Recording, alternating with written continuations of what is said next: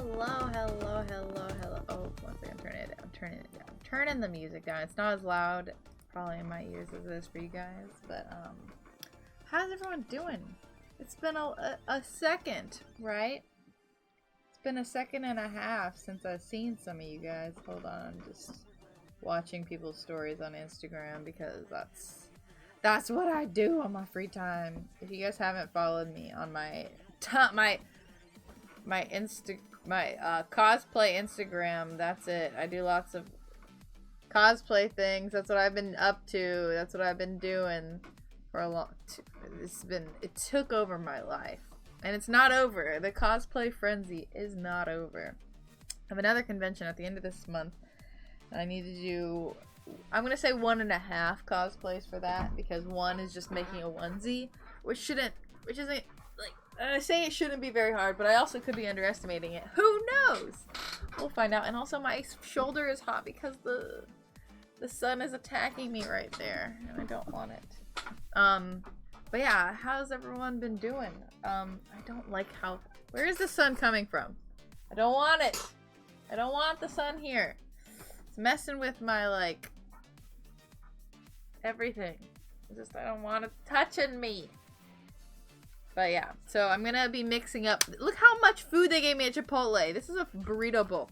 They gave me so much food. So I'm just gonna mix this up a little bit while I give you guys the lowdown of everything that happened. Because I think it's been, what, like, at least like a week or two? No, so I think it's 2 weeks. I don't know. Ooh! Since I streamed on here, I dropped some beans. Because I streamed the Heroes of the Storm, which is not Heroes of the Storm, Hand of the Gods. Their logos mix me up. I streamed on the Hand of the Gods Twitch on Tuesday, which you can catch me there every Tuesday, until further notice, you know. I keep dropping stuff. This is the issue when they give you too much food. You know, I mean, although you do have more food, so there's not very much complaining. It can actually be done because you have more food. But yeah. So I went to Dragon Con this past weekend. It was super duper fun. It was like the most fun I've had at Dragon Con. Usually Dragon Con is like I'm not as excited about Dragon Con as I am about other cons of the year, like, because the other cons are like anime conventions and stuff, and most of my friends go to those. But Dragon Con, like, less of my friends go to it, and it's not as anime centric, and anime is like my main thing, but I also just enjoy other nerdy things. But not that Dragon Con doesn't have some anime stuff, because it does have some anime stuff, but it's not the main event. But this year I got to, like, successfully hang out with some awesome people, got to become closer with some people I was previously not as close to, and now they're totally gonna be like some awesome con buddies and cosplay buddies, you know. So I'm really happy about how my Dragon Con went. Dropping corn left and right. And also my cosplays went successfully. I did a Ty Lee cosplay from Avatar: The Last Airbender, as well as doing a bunny version, Bunny Hutch Jiraiya from Naruto. And that went over very well. I thought it did. Some people, there was like 1 or 2 people who were like, did Jiraiya ever dress as a bunny? I'm like, no, it's just like my own thing. Hold on. Dropped so much corn. Corn is a slippery little bugger. But yeah, so how's everyone else been doing? I haven't been able to see a lot of you guys in a little while. I hope everyone has been swell. Today we're going to be playing some Dream Daddy, because I've missed streaming so much. Like, literally, I saw 1 or 2 Dream Daddy, well, not 1 or 2, I saw a few Dream Daddy cosplays at Dragon Con, and every time I saw, and also some Danganronpa, because those are the 2, like, main games we were playing. But every time I saw them, I was like, my heart, I miss my babies. I miss streaming. So I think the time away was good for me. I think it gave me time to miss it, you know? Not that I don't know. Because I was at a weird point where I was just like halfway feeling it, and I was like, I don't know, I want to spend my time doing other things. But my other things were just like me sitting in my bed watching anime. So like, I didn't do it anything more productive at the times that I wasn't streaming. I was just like, needed to get away from it for a little while. Which I know a lot of people have to do from time to time. It just makes sense. If you do something for a whole year, then it makes sense. Oh yeah, okay, can someone explain to me what this, like, I guess it's like only a Twitch meme thing. I don't even know with these like capital B's. And hello Tasm, how are you?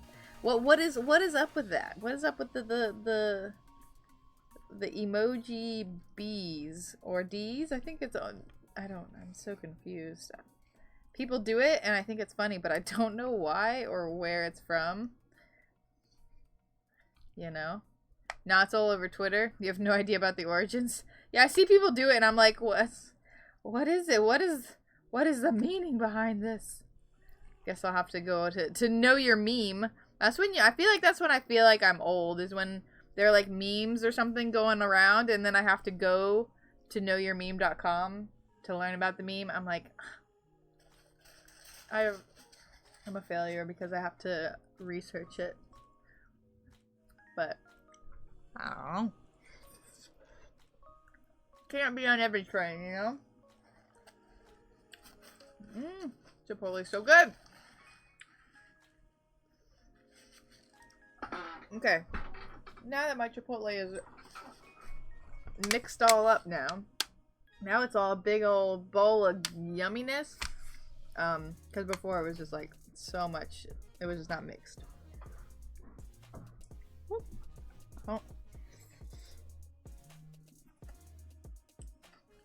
Not AG for a while too. Well, I mainly see it on Instagram. I've seen it a little bit on Twitter. Not on Instagram. Sorry. I see it mainly on Twitch. I haven't seen it on Instagram. I guess it just depends on the people you follow and what different places, you know? Jin, do you know the origins?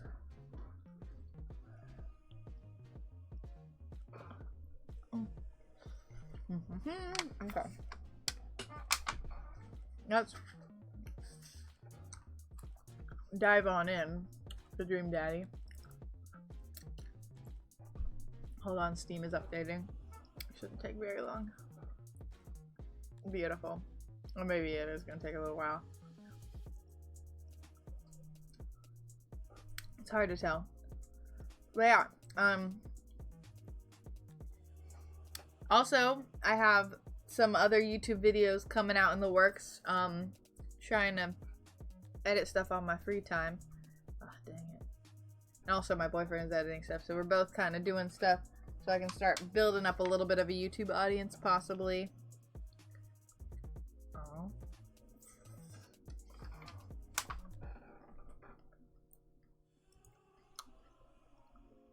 So, those are all things to look forward to.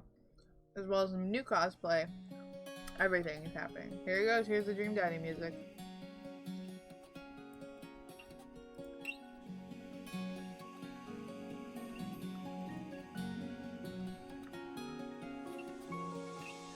Dream Daddy. Dream Daddy. It's gonna be your dream. For the first time, oh, this might be, is this too loud? I feel like it's too loud. Sure, no, it is on that. Is the music on this too loud? What the fuck? So the no option for turning it down.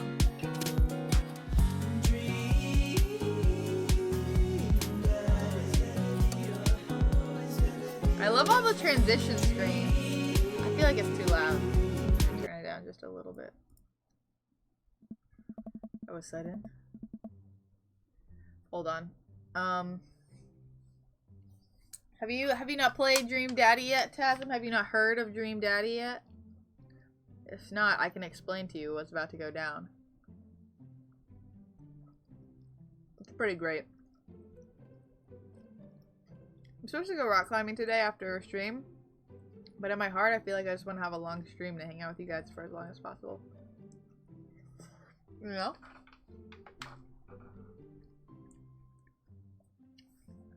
But Jin, you said the first time you saw it was on some Family Guy thing?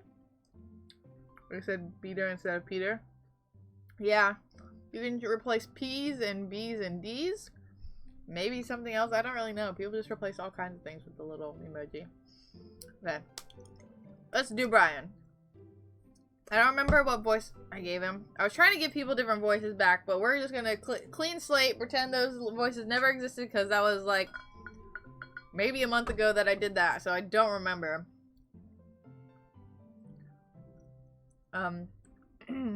We all try and do like an Irish accent, because he's all ginger, you know?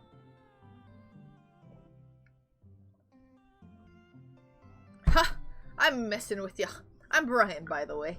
Also, don't expect me to any of these accents to be accurate. Just saying.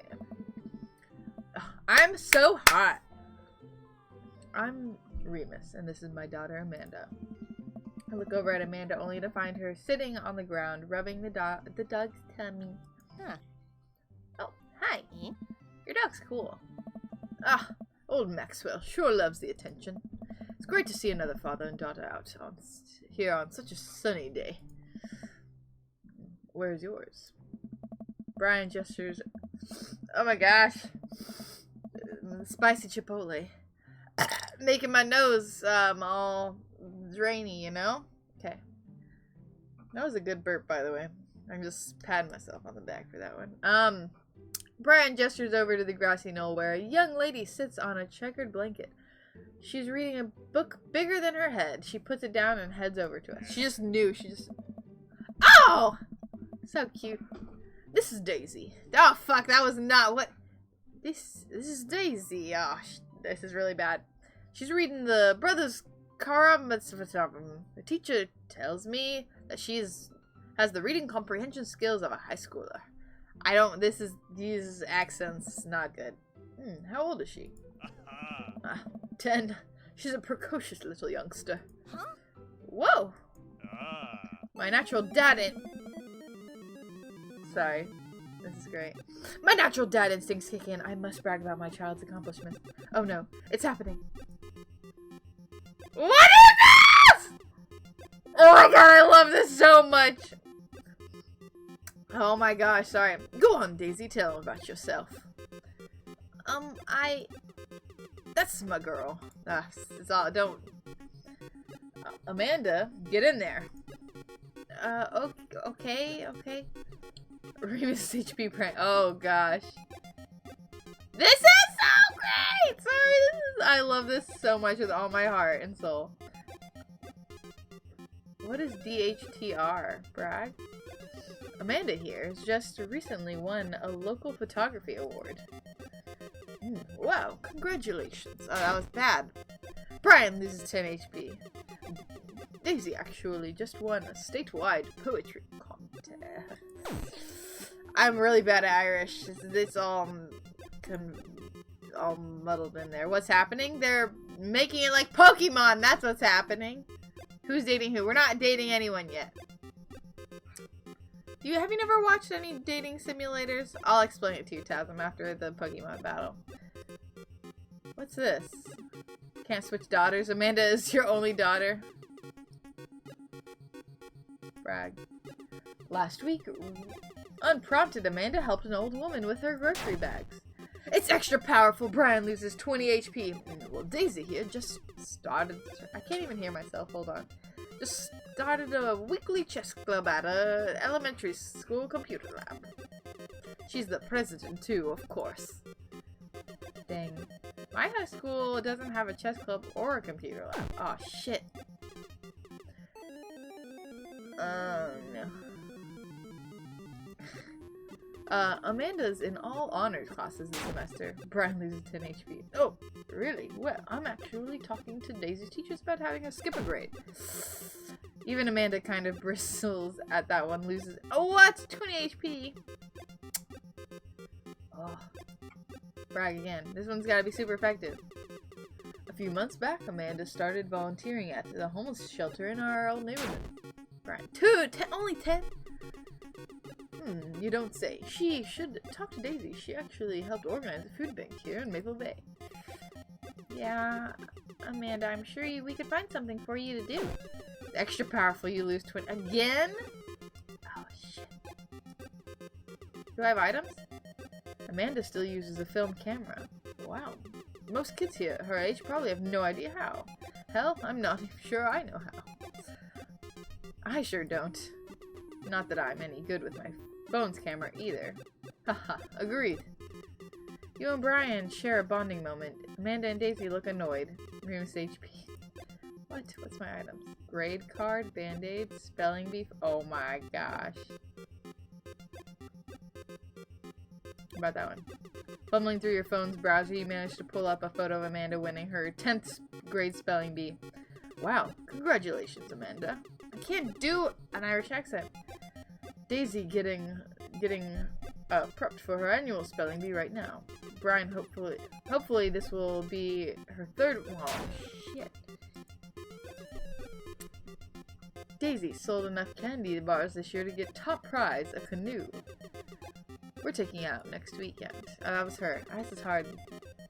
How is that even possible? Amanda could barely even get one of those sticky hand things. It's extra powerful. Oh no, dang, he really got us beat. Oh boy. It's been such a treat getting to know you two. Ah! Did he have to add the insult to injury by being such a gracious winner? I tried to do an Irish accent, it was so bad. Tracer! What's up? The boys are back in town! I tried to do an Irish accent, it went horribly, it kept just dipping into British, and then I think I gave up. I think he might just, maybe I'll just do Southern accent for him. Even though I really wanted to be an Irish accent. But I can do a solid Southern accent, so.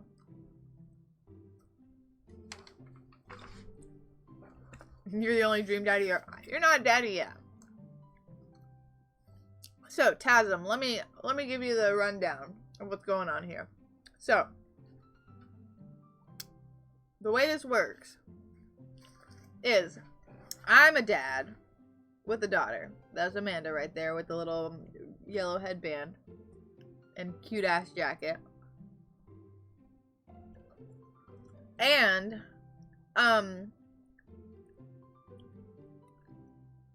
then I am courting, well, I'm meeting other dads in town to choose which one I want to date. And then I will choose the daddy that I want to date. So I'm just getting to know the daddies. This is very early in the game. Was the mountain of food? I got Chipotle! Said yet. You don't know if I guess I don't, but I would hope that after knowing you for 4.5 years, I would know whether or not you were dad. At least that would come up in conversation. You like that quote? Well, yes, because eventually down the road, if we get married and stuff, then I would assume then there's going to be a baby, but that's quite a while away, so.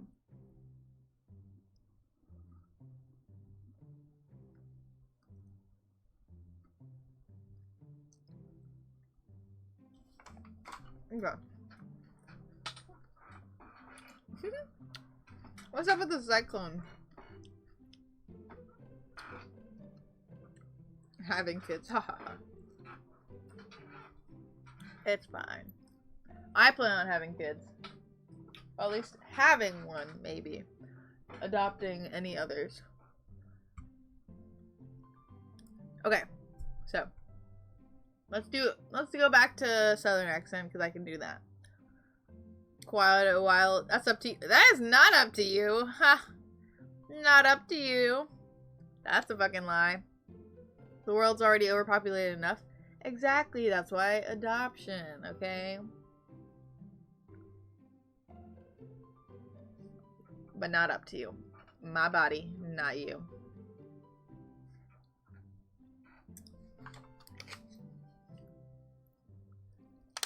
BRB, you need food too. Go for it. But, yeah. The woman is definitely in control of the baby situation.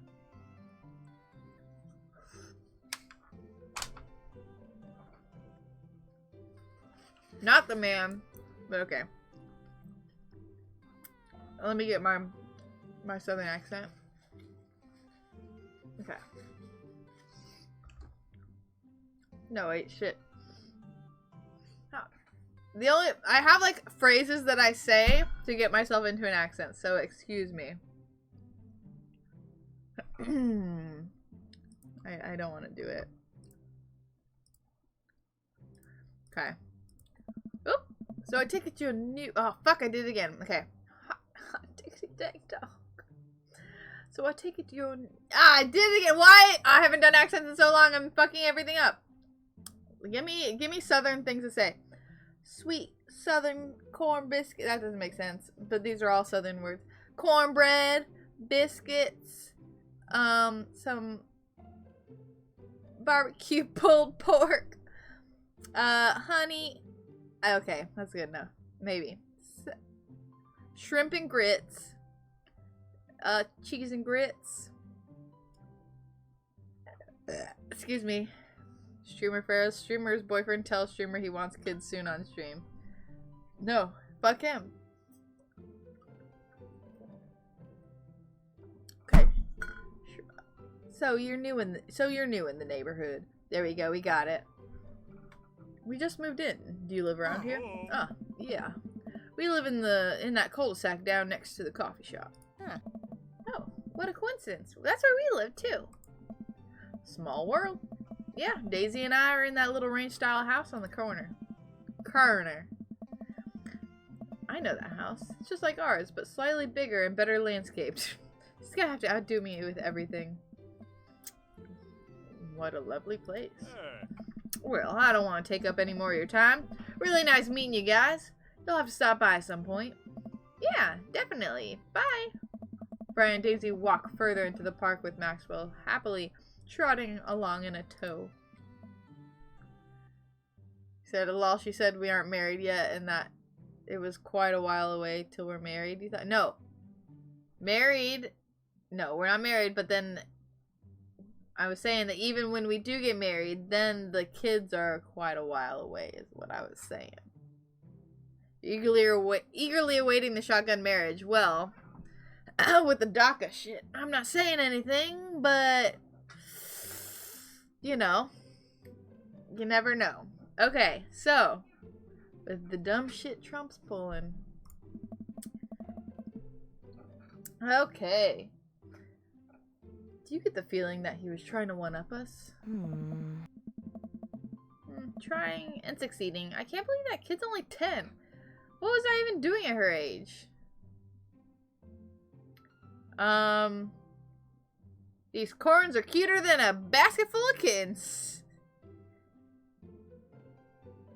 Why is your stream so far behind? I don't know. Turns out, no, not possible. 100% not possible.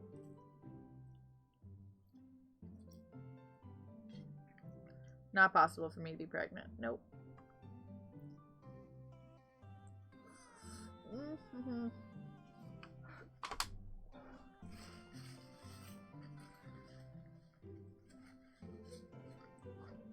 Okay. I believe you had a bit of a thing for horses.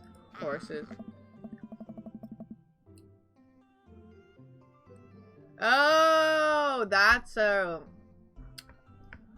Oops. That's why she never shows her belly on stream. I was thinking, like, shotgun marriage is just, like, a fast marriage. I guess, and I just assumed, like, You're right. I didn't know. I didn't know it was specifically associated with the pregnant stuff.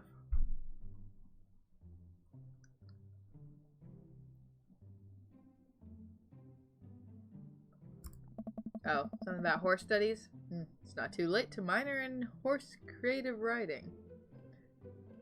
Yeah, we had a friend. We're pretty sure she has a shotgun wedding. We'll find out soon.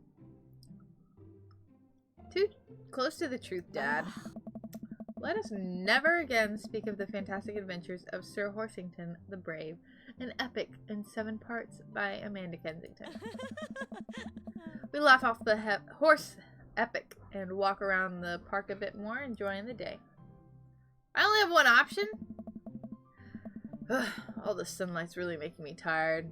I don't get enough sleep. I didn't get enough. Wait, I don't think I got enough sleep last night. You slept for 14 hours. Exactly. Me. That's so me. Swung for the fences and missed. You right. As we're walking home, I hear heavy footsteps come up behind us. Excuse me. Remus, bro! Oh my gosh. This is the hot Asian dad, but he's so opposite of anything I want in a man. Other than the fact that he's Asian. I turn around and greeted by a familiar face jogging up to us. This game is actually pretty sad. What? No, if anything, it's so happy. What about this is sad? You're trying to find love. His name is Craig. Craig? Ugh. Ugh. This baby on his just like, what the fuck's happening?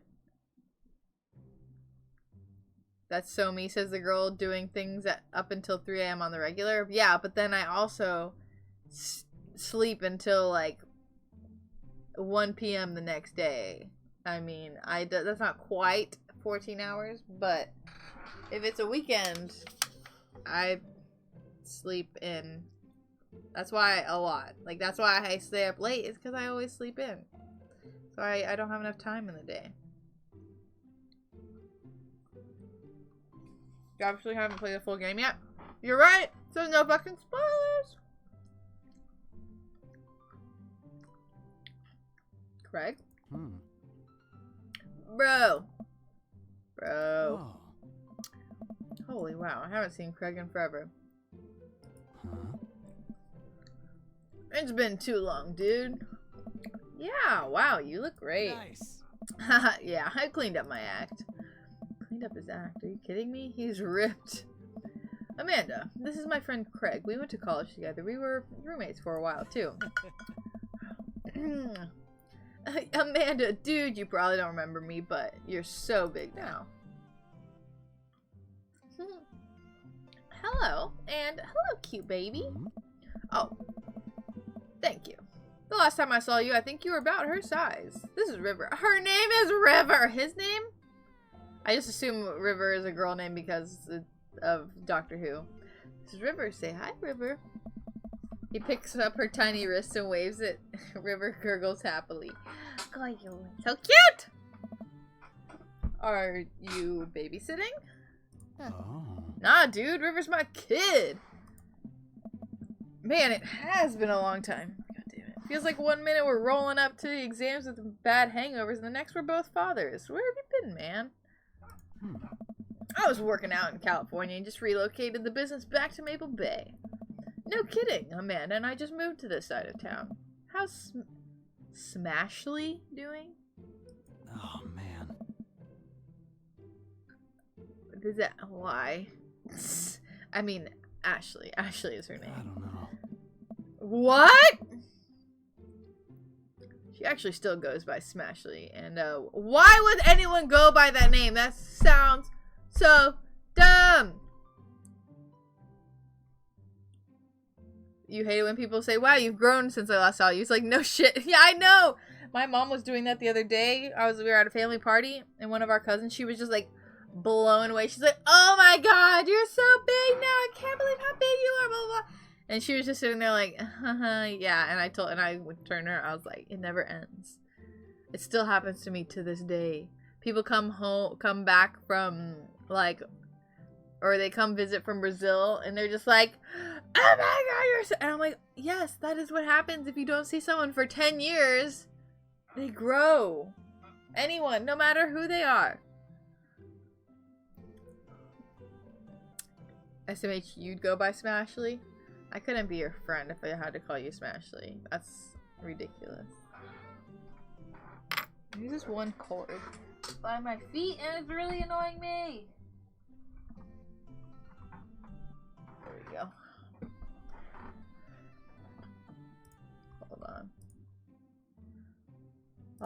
So, we got divorced last year. Oh, dude, I'm so sorry. Oh. It's old news. We take turns in taking care of River and the twins. What the heck? It's all copacetic. I've never seen that word before in my life. Twins? You have 3 kids? Oh. Ain't life something, bro? Right. Kegstand Craig is a father of 3. Kegstand Craig? Oh. Yeah. It was my old college nickname. Got it because he did a lot of keg stands. It's that thing where you do a handstand on a keg and then drink from the keg. Right. Yes. He was very good at it. Bro, I hate to be that guy, but I'm in the middle of my daily jog and I really gotta keep my heart rate up. Brought River along for, you know, resistance training. You jog daily? I jog yearly. On January 1st, when I promised myself I'm gonna jog daily for the rest of the year, but give up after 30 minutes and just walk home. Oh. Well, it's never too late to get back into it, dude. You should join me sometime. I don't know. Bro, come on. It'd be fun. We can grab breakfast afterwards, catch up afterwards. Ugh. We can do it like a bro brunch, like the good old days. Alright, sure. Sounds great. Oh, great. Let's get that going soon. I better get moving. Good to see you guys. So one of your group chats calls you Lucy because acid, and you actually... Alright. I mean, that's the thing. Said you heard I was playing Husbando Simulator. You are correct. Said drinking while doing a handstand sounds really difficult. The premise of chugging is using gravity to your advantage. Yeah, I don't understand. Like, I can barely, like... I don't even know. I tried to take pictures. When I was in my Ty Lee cosplay, I tried to take, like, pictures, like, attractive-ish looking pictures while doing a handstand. And I realized I'm like, it's, like, really hard to control anything on your body or do anything other than thinking about standing upside down, you know, when you're in a handstand. So that was not a thing that happened. So chugging is stupid. Just do shots like a normal person. Yeah, that's how I feel. Less quantity, you know. Someone is holding you up. Yeah, I know with the keg stand someone is, but you're still like upside down, and it's really. Have you ever tried to do anything upside down? It's really hard to do things that you would normally do right side up, upside down. I've done a wall twerk before. I can twerk just fine on, you know, regular. But then I put my feet on the wall, and it's really hard to think about how your body needs to move.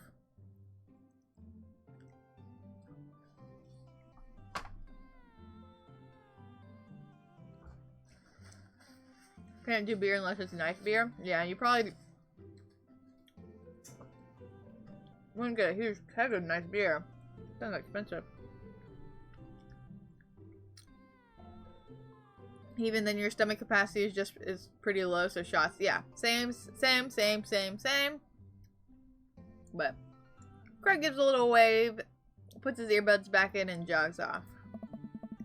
You once shopped for home loans upside down. What? What? Why? How? That's why you drink vodka. Beer makes you bloated. I don't drink enough beer to know. I don't like the taste of beer. But I did get turnt this weekend at Dragon Con 2 nights in a row. But yeah. You can drink 2 beers before you're ready to hurl. I ain't about that life. No hurling in my future.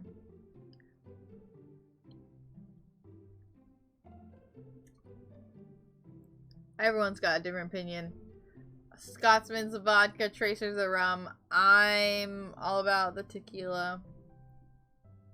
Going hard.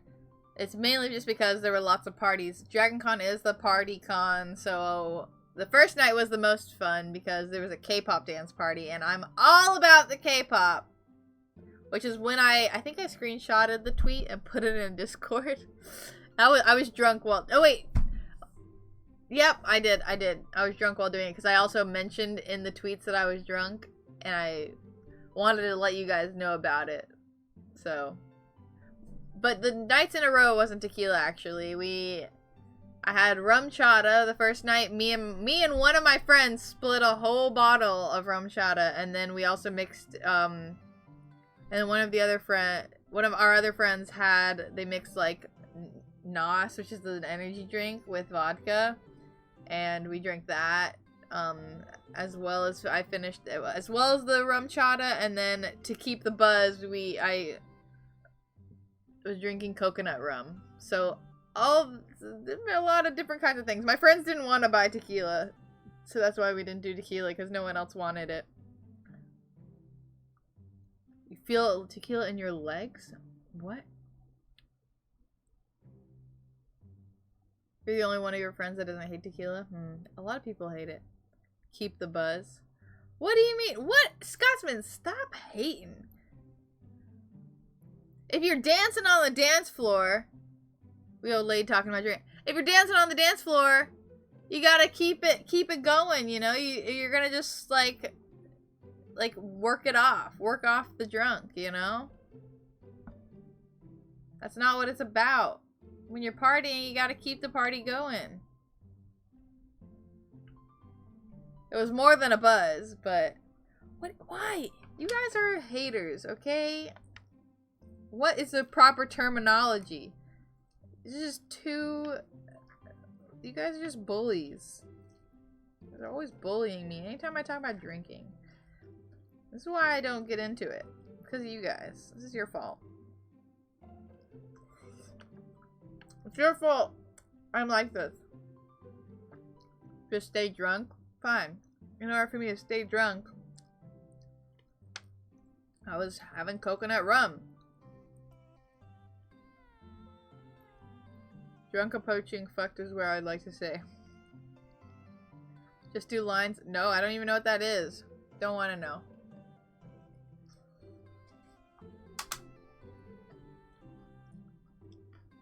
What is ket?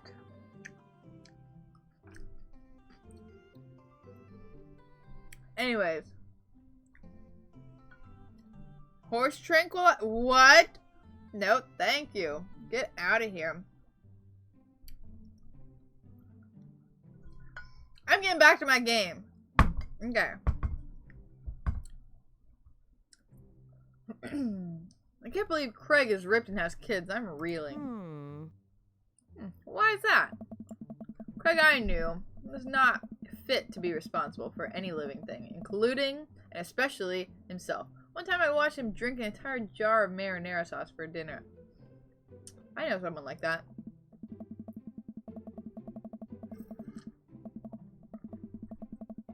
Amanda. He opened up a new jar of marinara sauce and then drank it like it was a thing that normal people do. It was unholy. And then I asked him what the hell he was doing, and he said, and I quote, "It's basically a smoothie, bro." He's not completely wrong about that, though. Yep, see? This is exactly what I said. I mean, technically he's not wrong. Jogs. He was jogging. It's like a totally different person. Anyway, you better get home. I'll have plenty of time to reflect on how old I feel later.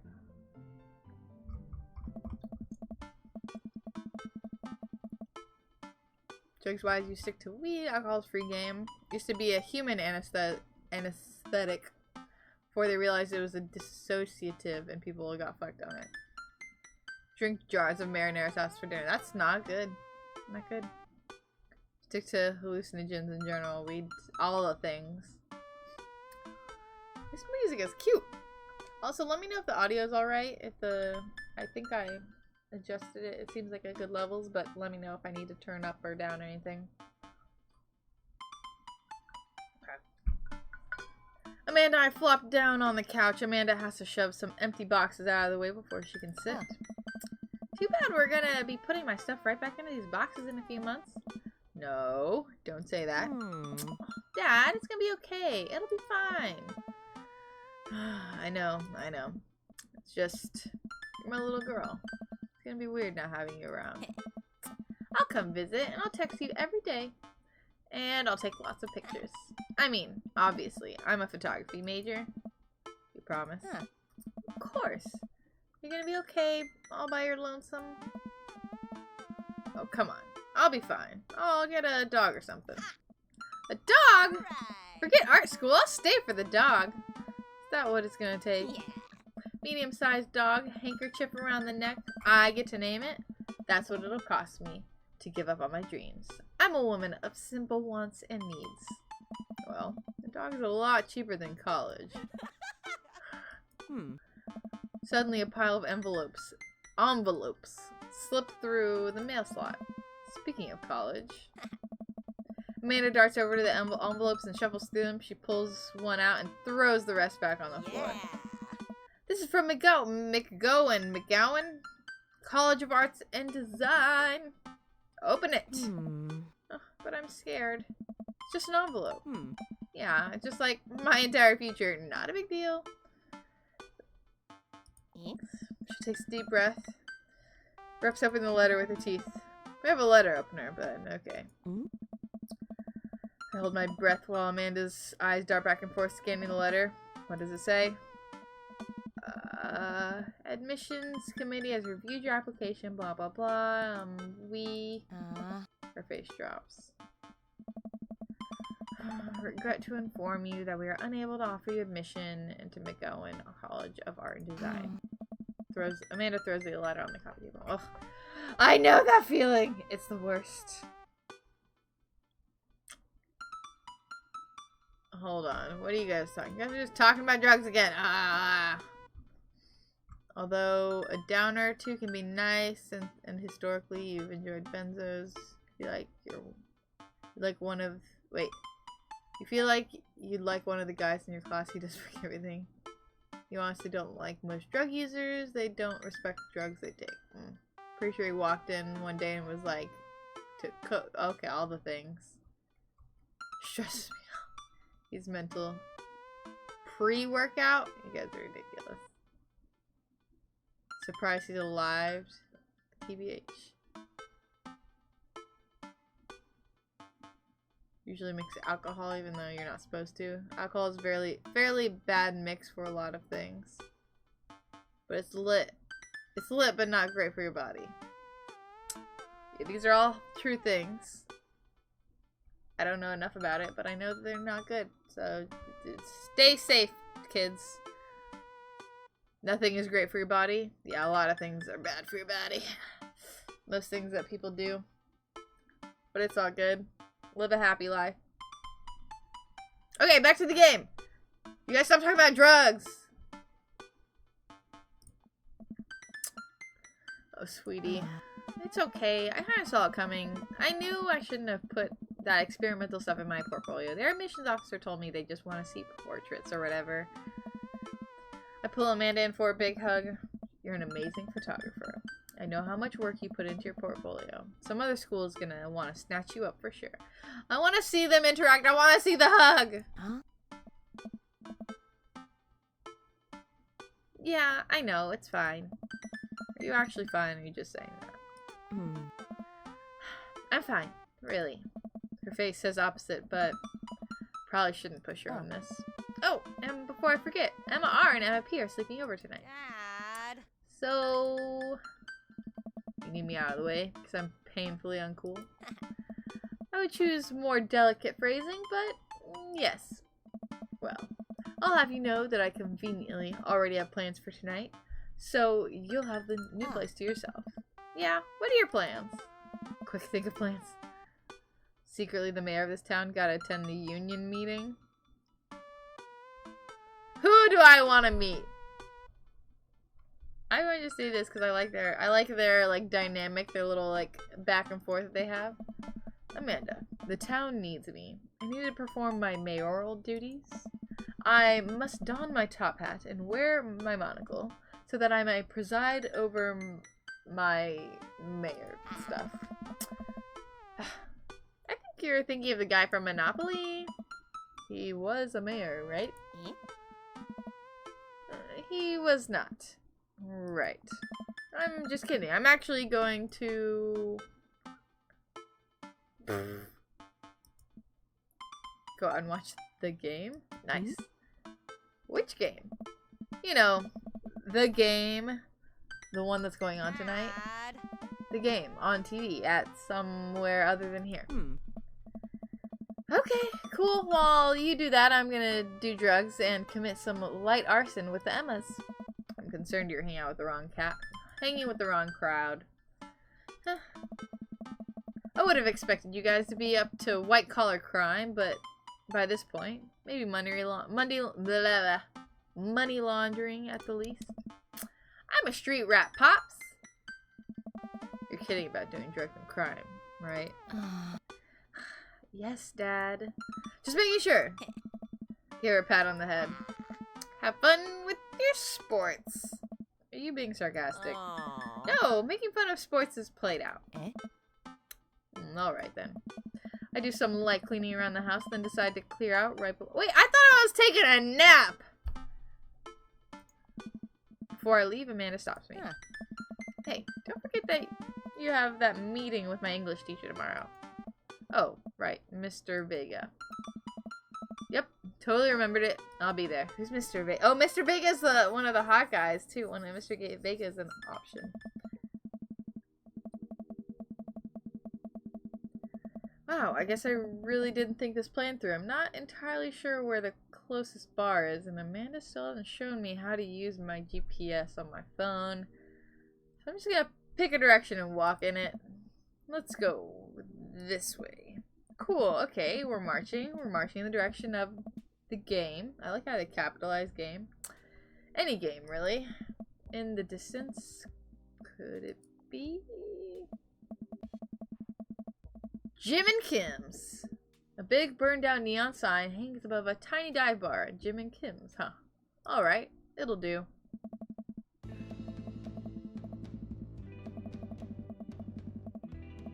Okay. The bar is small and gotta get back into talking. The bar is small and dimly lit. The crack of pool ball sounds in the back as patrons laugh and joke. A string of multicolored Christmas lights hover above the bartender. I can't tell if he's Jim or Kim. I pull up a seat at the bar. What'll it be? One beer, please. Sure thing, boss. Sure thing, boss. I'm just gonna say, I don't even know what that is, but it's a thing.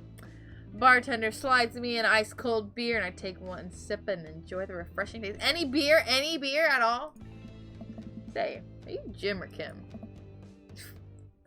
I'm Neil. Oh. I awkwardly turned my attention to the game, which is playing on one of the TVs on the wall.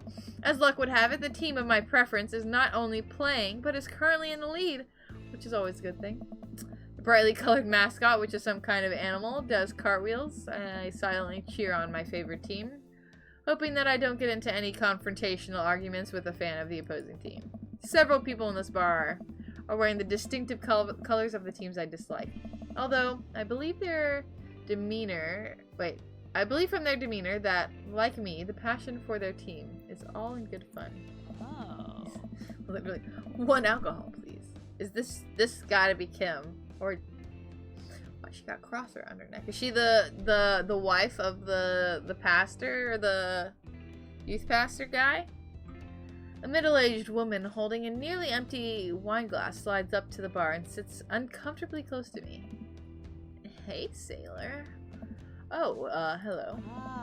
Good to see fresh meat in here. I'm Mary. Come here often? Oh, one of my friends cosplayed her and I didn't realize who she was. Now I know. Oh. No, I actually just moved to this part of town today. I'm Remus, by the way. Are you watching the game? Oh, yeah, my preferred team is in the lead. They keep this up, though, win the game with ease. Oh, I love that team. And I also love that game. I love someone who knows their way around balls. Getting the impression that she's a little drunk. Buy a gal a drink. Sure? I almost reluctantly signal the bartender and order Mary another glass of wine. Neil jokes back and forth with Mary. They're clearly friends, and this clearly isn't her first time doing this. She sips her glass at me. Suppose I gotta keep you company now. Hey. So, what do you want to know? Let's find out the latest gossip. Came to the right broad. Ah. I'm an observer. I watch people. I see everything, know everyone. Nothing gets past me. So, Come on. so what? I thought you were gonna... Ah. I forgot what we were talking about. About the gossip. You said nothing gets past you. Oh, right. I'm also a steel trap, confidential to a fault. So what else can you tell me about this part of town then? Ah. It's quiet, that's for sure. If you want an idyllic little life with white picket fences, this is the place to do it. But every town has its secrets, you know. She takes a sip of her drink. That was a little too ominous for my taste. She leans a little closer. Oh. Would you like to learn some of my secrets? Oh boy. Maybe some other time? Dang. Suit yourself, sailor. Mary saunters off, setting her sights on the newest bar patron to enter. I happily watched the game over another beer. The game has gotten closer in terms of points, a little too close than what I'm comfortable with. After a particularly skilled player scores a number of points for the other team, putting them in the lead, I hear an affirmative grunt from another man at the bar. Go team! Oh, hello. Oh, hello! Hello! Hello! Sorry, I like a rugged man.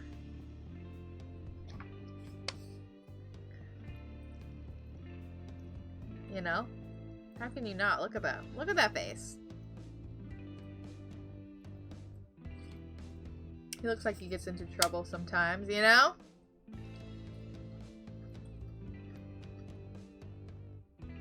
Hold on.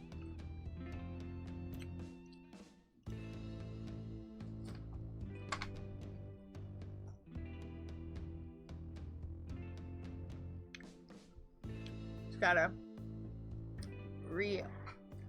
I was gonna say rehabilitate myself, but that's really not what I mean. Refuel? There we go. Oh, oops. Here, I'll show you his face real quick. Oops. Look at that face. Look at him. Look at him. I couldn't tell. Sorry. Sorry. Okay.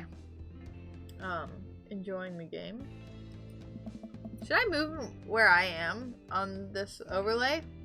Have I been covering everyone who's talking on the other side?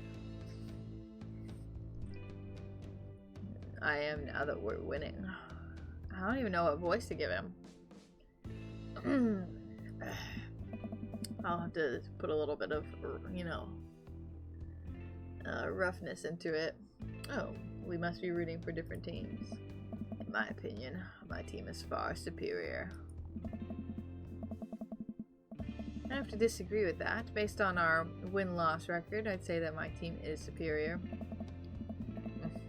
That's where you're wrong, since as it stands right now, my team is beating yours. Conversation ends there, and we both go back to silently rooting for our respective teams. The game is close, with both sides winning. Wait, with both sides winning. Both sides playing their hardest to win, but in the end, my team prevails. Quiet cheers ripple through the bar. I raise a respectful glass at the man drinking whiskey.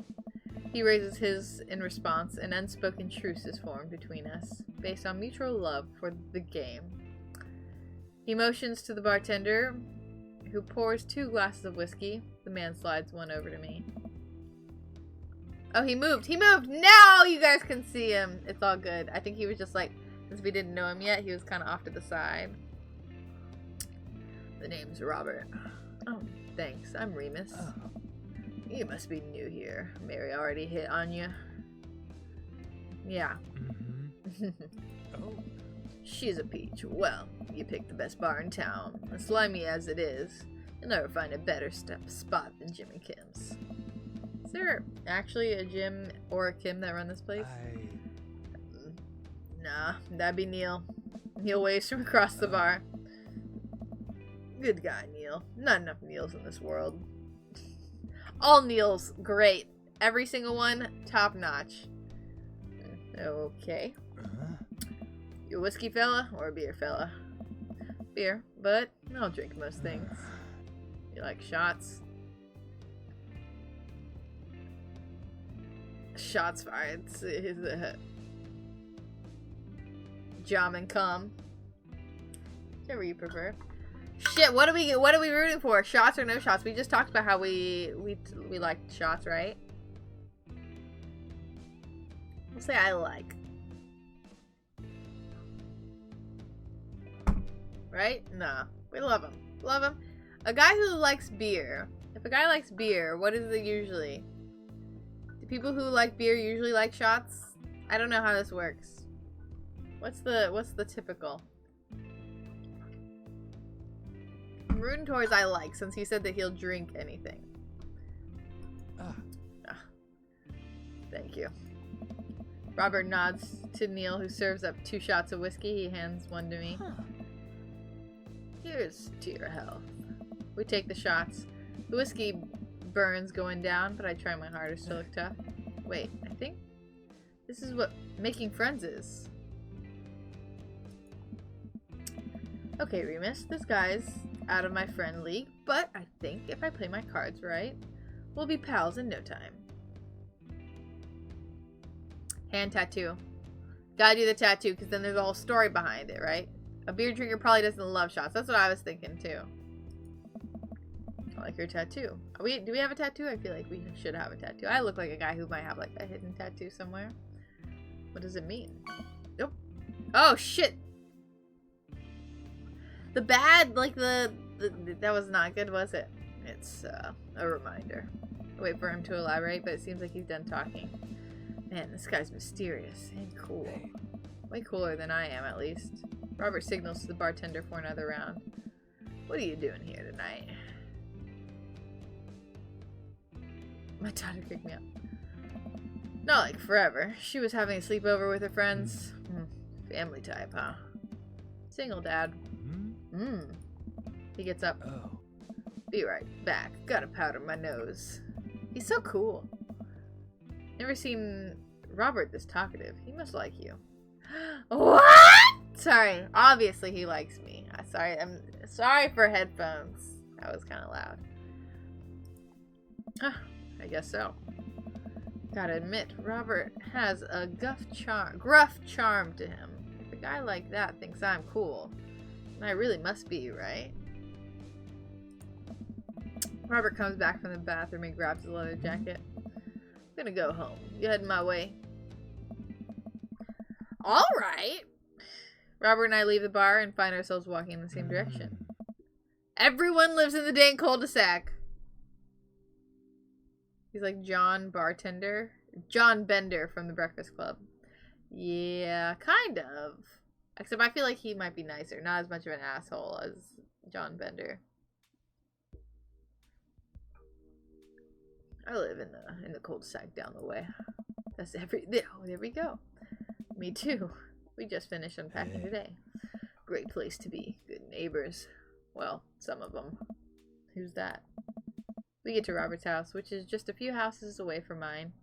We stop and he turns to me. I don't kiss and tell, Remus. So are we doing this or what? What? Hey. You know, do you want to come inside or not? Whoa!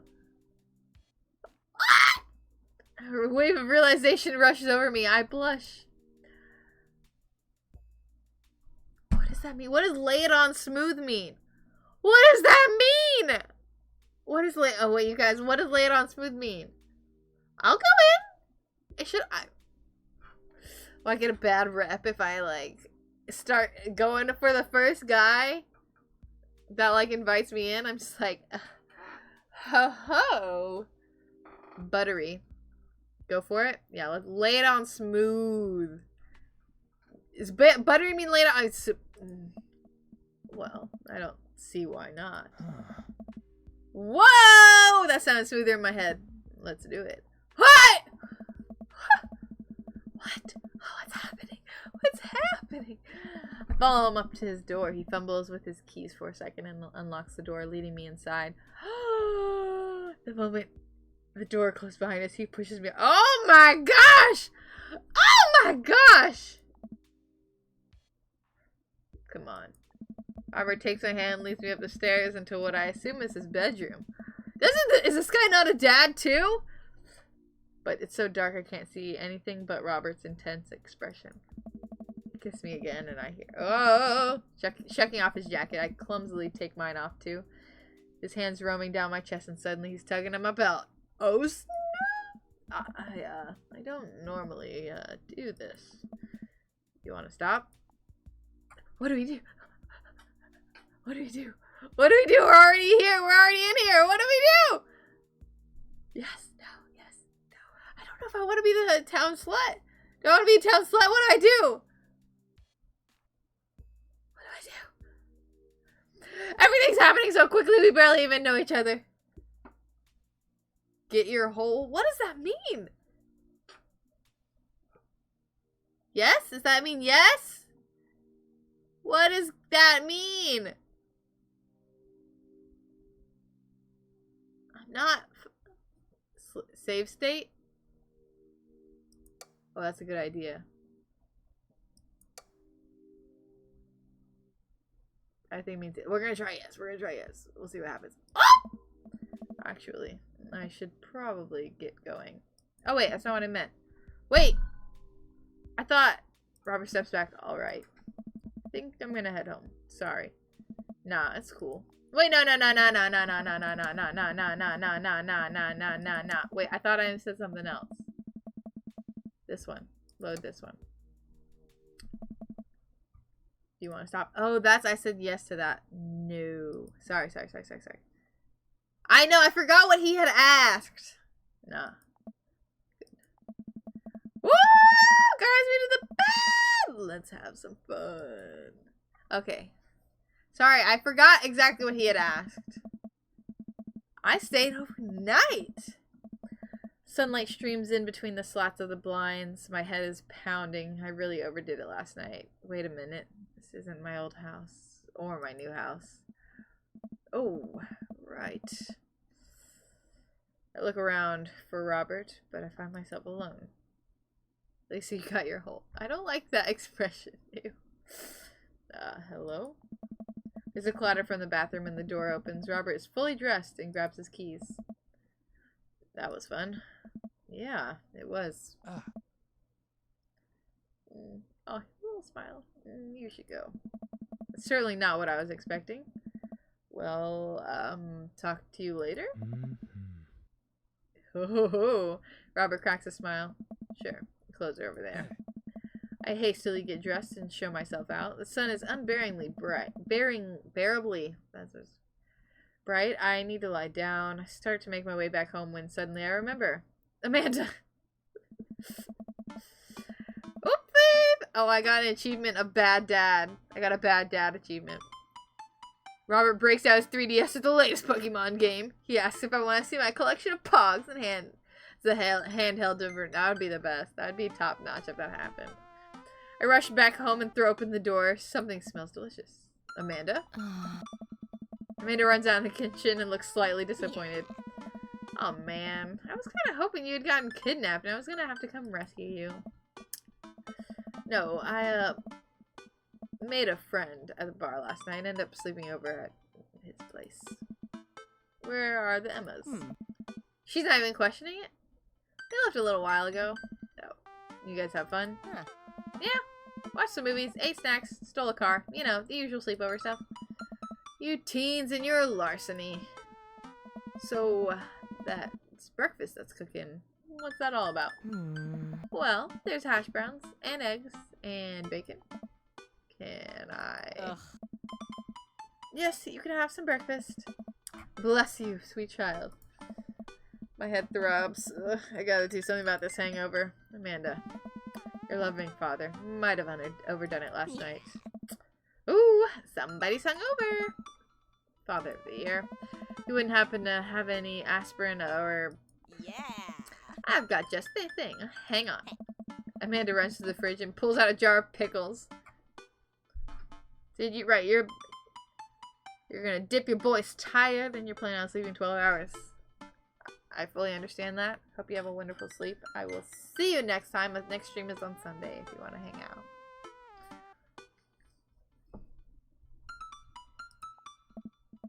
Amanda, what? Yeah. Drink this. The pickle juice. Hey. Yep, it's what I used once. I would assume someone would use. I would also assume that it works pretty well. Although I've never tried it before. And won't try it, obviously.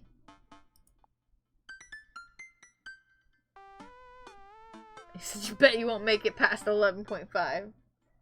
I mean, it depends on how little sleep he's gotten previously, I feel. Also depends on if he's been on a schedule up until this point.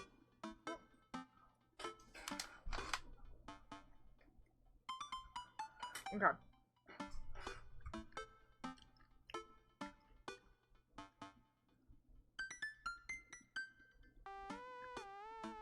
I want to do this, and then she'll be like the guy who has a hangover right here, right now.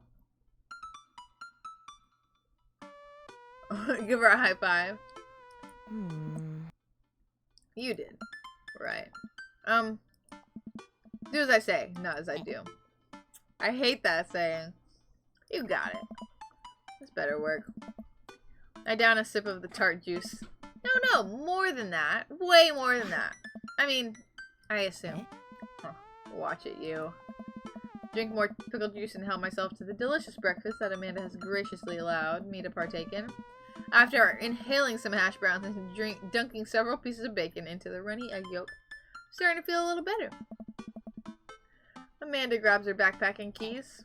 Well, I gotta get to class. Don't forget the meeting with Mr. Vega, okay? He said it was important. Love ya! I'll be there. Knock 'em dead, kiddo. Always do. We do our secret handshake. Oh, secret handshake! And she's off. I get a little work done at home before I glance at my watch and see it's almost time for the meeting. I hop in the shower, change clothes, and head on my way. Still a little hungover. You would never describe pickle juice as tart. But it's great for cramps. I don't know anything about pickle juice. I hate pickles, so. Also, if stream goes down during any point, I apologize. My internet has been being a piece of shit lately. So, just so you know. Just so you know. I like this music. I hope that having sex with Robert didn't lock me into that, you know? I arrive at Amanda's school and check in at the front desk. They give me a bright orange visitor sticker and send me on my way. I'm barely awake and feeling pretty haggard, but hopefully nobody will notice. I check my watch and I'm relieved to see that I'm only 2 minutes late. Wait, was room 103 or 108? I spot a youth standing at his locker and approach it for help. Excuse me, do you know where Mr. Vega's classroom is? The youth turns around and looks me up and down with heavily lined eyes. Is this Robert's son? Ugh. Come on, kid. I'm late for a meeting. Mr. Who? Mr. Vega? I don't know. Have you tried the exit? Okay, wise guy. Are you gonna help me or not? Fine. Up the stairs to the left. Can't miss him. I head up the stairs, walk around, unable to find Mr. Vega's class anywhere. After a couple minutes of searching, I head back downstairs. That punk youth sent me on a wild goose chase. Looks like an anime villain. He does. I get back to where that low-rent Gerard Way is standing, fully ready to give him a piece of my mind, when suddenly a head pops out of the classroom next to his locker. Oh. Lucian, don't you have third period to get to? That's Mr. Vega. Oh! The spicy man. He looks so smart. He looks so smart. I bet I look so good next to him.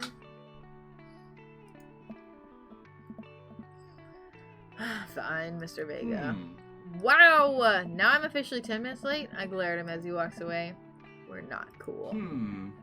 You must be Remus. This period's almost over. Would you mind waiting in the back? Oh. Mr. Vega leads me in, and I take a seat in one of the comically small student's desk. Desks in the back. I might get stuck in this. Literally, all of these daddies are top notch. Top notch daddies, okay? Look at him. Look at him. Okay. Ah. All right, where were we? Now, can you tell me about the unreliability of the narrator and J.D. Salinger's Catcher in the Rye? Yes, Colin. Colin stands up and does a thing where he blows into the crook of his elbow to make a fart noise. What grade is this? The whole class erupts in laughter. All right, everybody. Very funny. Colin, please sit down. Now, Holden Caulfield is an unreliable narrator in that sense. The bell for the end of the period rings. All the students immediately get up and make a break for the door. Sweet Manchego. Remember to do the reading and answer the response questions on page 194 in your textbook. Nobody's listening. Or not, I guess. Mr. Vega turns to me and sighs. Middle schoolers. Ugh. Right. Did you teach high schoolers? Both. You know, budget cuts. Right. Well, thanks so much for coming in. No problem, Mr. Vega.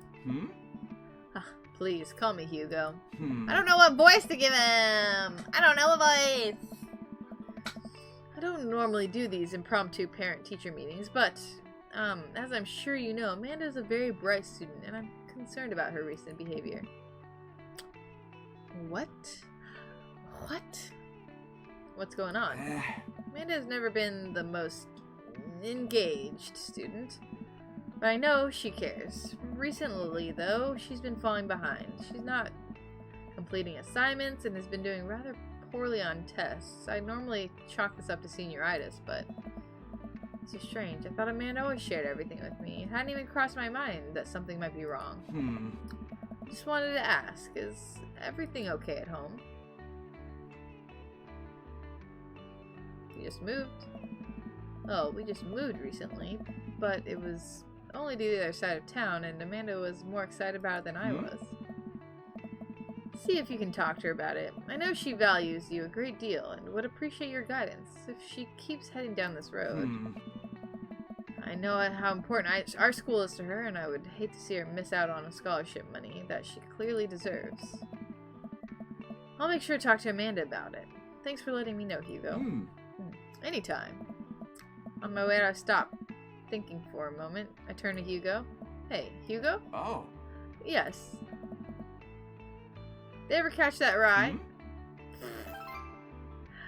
Stop, that's so cute!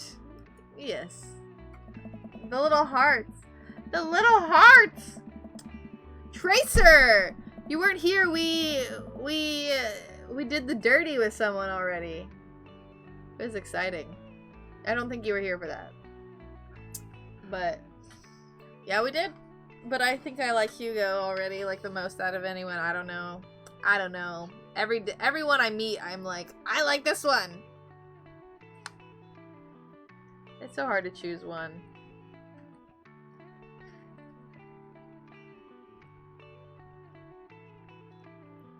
What? You said just download an album that you want to buy it when you can so you get a higher quality. Feels a little LQ, low quality. Oh, the album. Can't find a better download because it's obscure. I get that.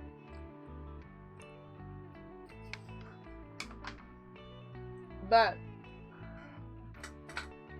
you missed us getting spicy with another daddy. Lemon quack. That's probably what it is. As in, this was the only download. I can blow my nose again. Ugh. An album from the band, whatever that is. Lots of letters. Twagak. Twagak. Okay. I leave the classroom and make my way out of the school. I'm still a little in shock that Amanda was able to hide this so well from me. She's always been such a force for positivity in my life, especially after we lost her mother. Yeah, Amanda must be done with her classes for the day by now. I'm sure she would appreciate a ride home, and maybe I can talk to her about what's going on. Huh. I pull up to the carpool, and Amanda hops in the passenger seat. So, did you have fun gossiping about me? Mr. Big and I actually just gossiped about our celebrity crushes. So you talked about Mario Batali? That's so great. Oh, the world guard only knows. Okay.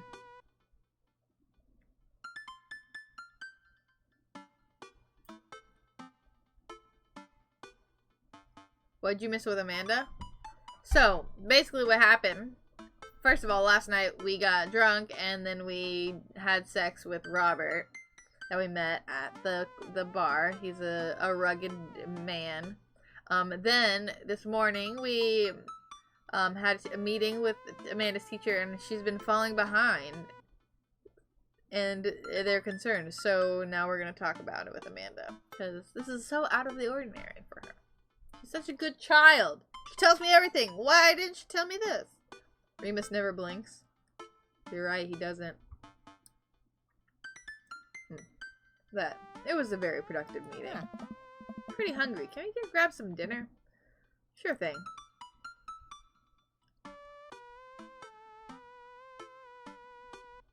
Let's go to Mall. Yeah. That sound good to you? Aw. Yeah, sure, but why the mall? Jeez, can't Dad take his daughter to the mall?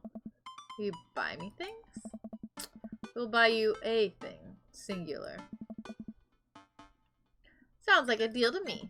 We drive in silence for a short while. Amanda plays a game on her phone. I should say something. You know, sometimes when a kid gets older, they find that they have to keep things hidden from their parents, and that's okay, because sometimes that's what kids do.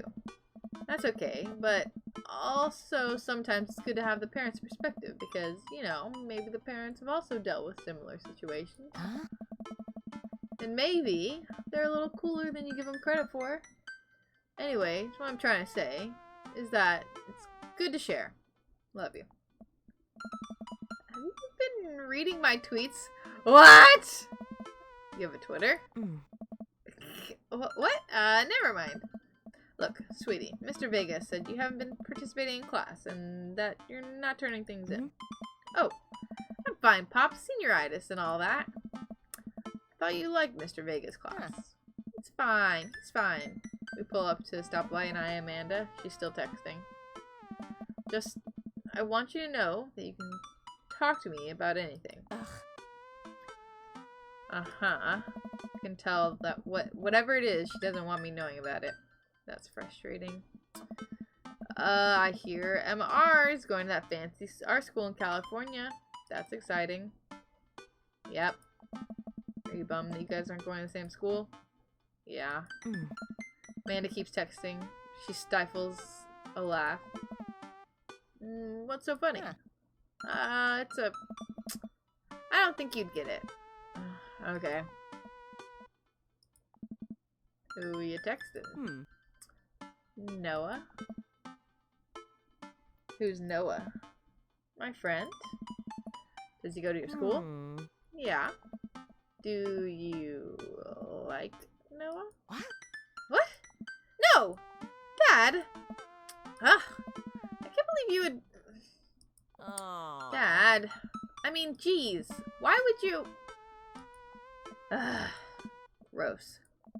Sorry, just asking. That means that she does like Noah. Dad, he's just my friend. Guys and girls can be friends. He's my friend. Okay. Jeez. This is going well. Well, good talk. Love you, kiddo. She leans forward and turns up the radio. I guess that conversation is over. To the mall, then. We arrive at the mall, a big indoor shopping center with a couple of different floors. It's kind of dead, but that doesn't stop a mall security guard from yelling at a group of loitering teens. Said you definitely need to watch both the anime and manga for the world only God knows. Anime's amazing, but you miss a lot of the details. That's how I feel about Nana! And the anime doesn't get an actual ending. Ugh, I hate that. I hate that. Okay. Let's eat something disgusting for dinner. Hell yeah! Language missing. No, that's fine. Heck yeah! Better. She can say hell yeah. We approach the food court and evaluate our options. That's greasy. Wait, there's greasy restaurant after greasy restaurant. My heart burns just looking at the menus. Nobody looks happy to be here. What are you in the mood for? Bread dipped in sugar, bread with cheese on it, or do you just want me to inject some fat directly into your bloodstream? I extend my hand to her. Would you do me the honor of sharing some nachos? She takes my hand with a grin. It would make me the happiest, cheesiest girl alive.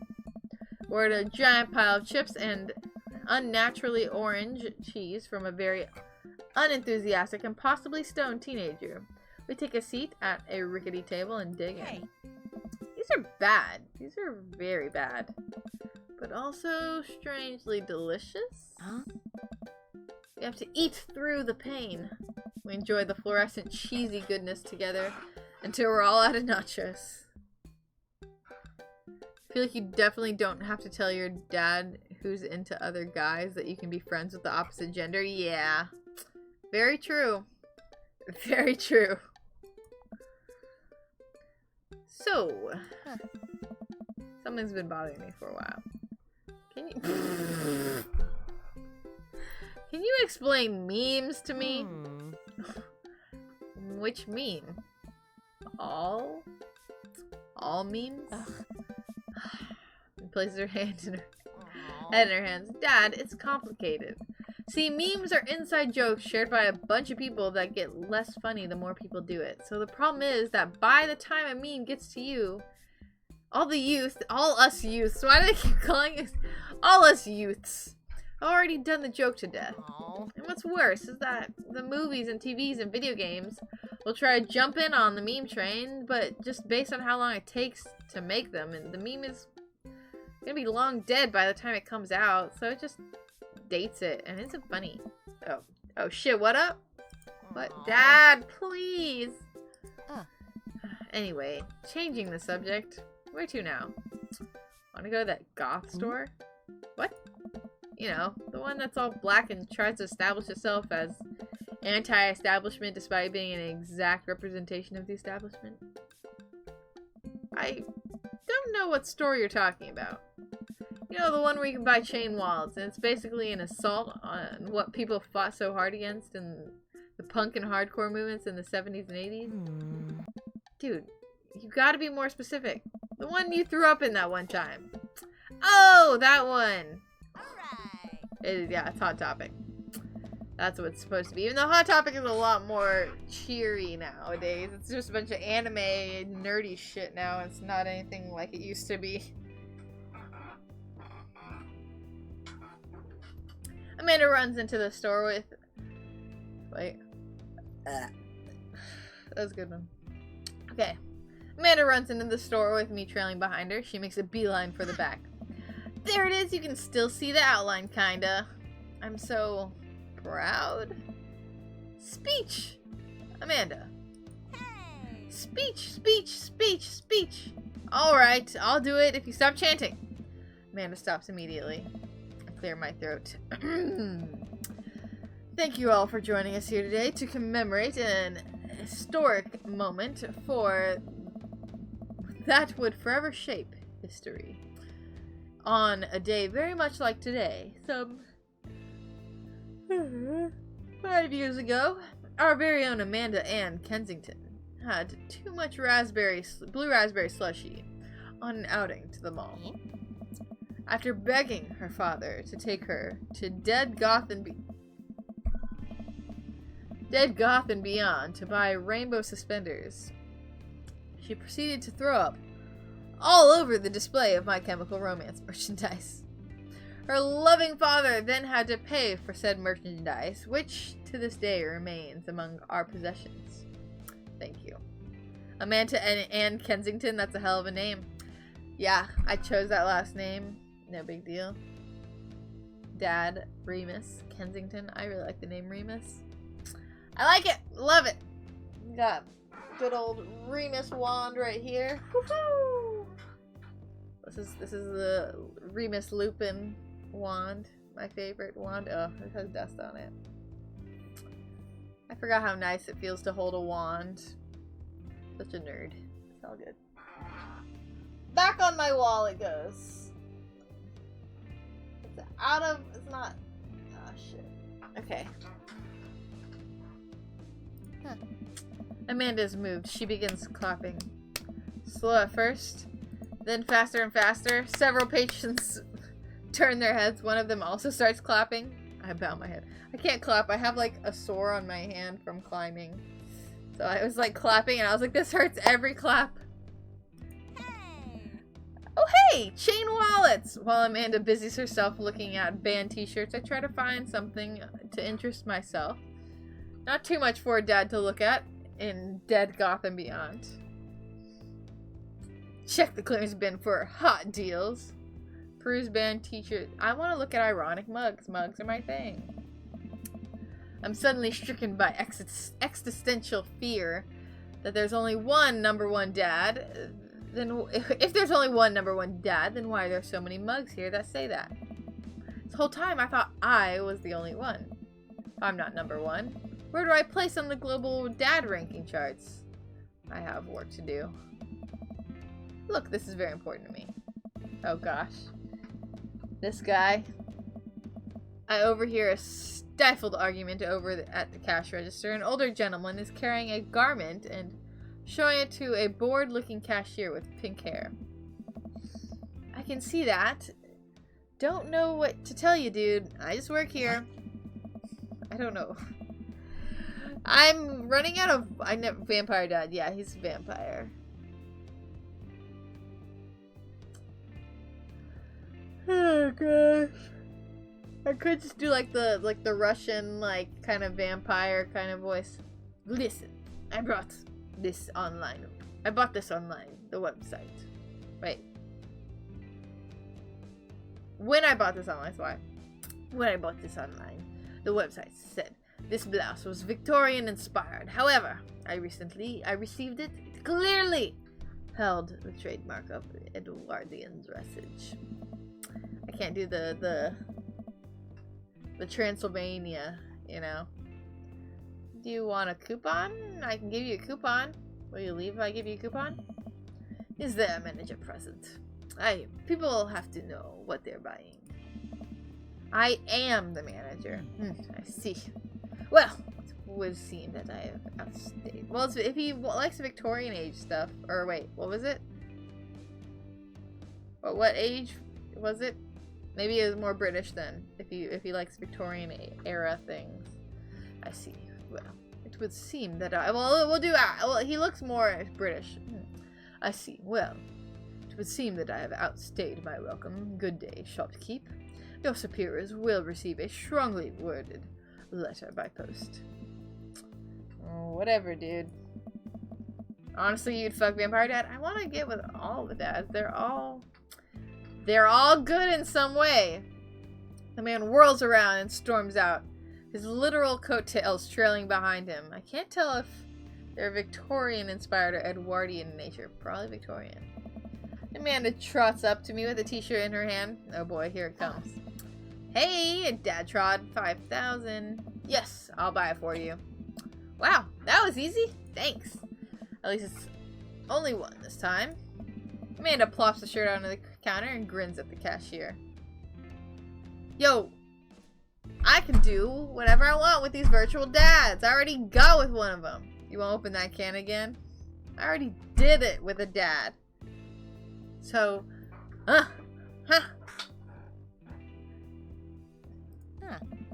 I love your hair. The cashier says nothing and rings up Amanda, radiating hatred. I hand her a 20. So, what was that guy's deal? But you moved too quick. Was it Rob? Was it Robert? Was that? It was Robert. I don't think we call him Rob yet. We're not that close. Yeah, we did have sex, but not that close. Cashier rolls her eyes so hard I'm worried she'll pull something. That's Damien. He's in here all the time. He's obsessed with Victorian fashion or whatever. She heads. We head to her bag and it's clear the conversation is over. We make our way out of the store and head home to get some rest. Amanda and I sit on the couch. She's trying to find something to watch over bowls of ice cream. Oh, cool.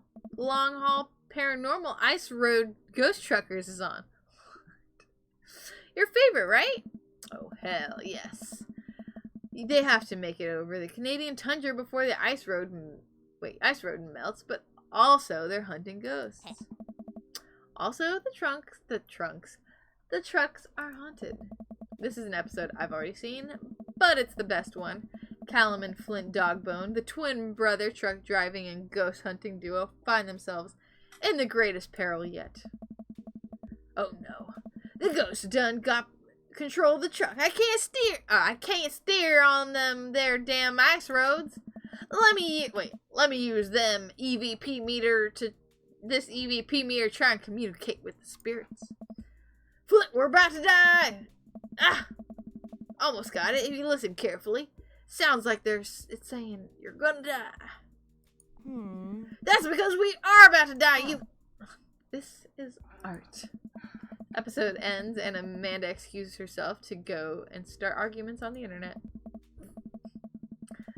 I stay up a little bit longer, curious about the exploits of Callum and Flint Dogbone after their disastrous ice road accident. Afterward, I crawl into bed and get a good night's sleep. Do I have a job? Dad tip, don't smoke. Sleep. Morning, sleepyhead. 5 more minutes. You have never, ever let me have 5 more minutes, so get up. Fine. We have cereal for breakfast and spend the morning putting together furniture. Oh, wait, is it the weekend now? You thought it was a transition for your stream? You were like, oh shit, I can make that. Probably. Yeah, I can make one of those. That's a good idea. I don't know how to make transitions, how to put transitions into OBS. I don't know how to do that. There's an option for, oh wait, add? Yeah, I can't add a personal one, but I do want to do that. Good idea. I really like the transitions they have here. It actually kind of matches the feel of my stream, so with the like pastels and stuff along with some darker colors. Gotta be like Dr. Disrespect. What? Busy banging dudes? Yeah. You know. Only one so far though. Okay. Amanda is much better at interpreting the tiny manuals. We're able to put together a few shelves in one desk, but I'm pretty sure it was supposed to be a bookcase. So, you excited for the cookout today? The Asian one? No, the Asian one's the worst one. I got with the rugged looking one. That's why you thought it was for your stream, it fit well? Decided to beef up my grillings. There's food, I'm excited. I'm all over those terrible store-bought cookies that everyone brings to parties. They're not that terrible! I know exactly which ones he's talking about. They're not that terrible. No. Yeah, those are bad. They're not. Which means there are more for me. Don't you want to meet some of the people in the neighborhood? Probably end up standing uncomfortably in a corner with a plate of food and hope that nobody talks to me. Said your scooter ended up with some gas mixed with water, so you had to siphon and What? Are you talking? Oh, like you're like an electric scooter? I have no idea what you're talking about.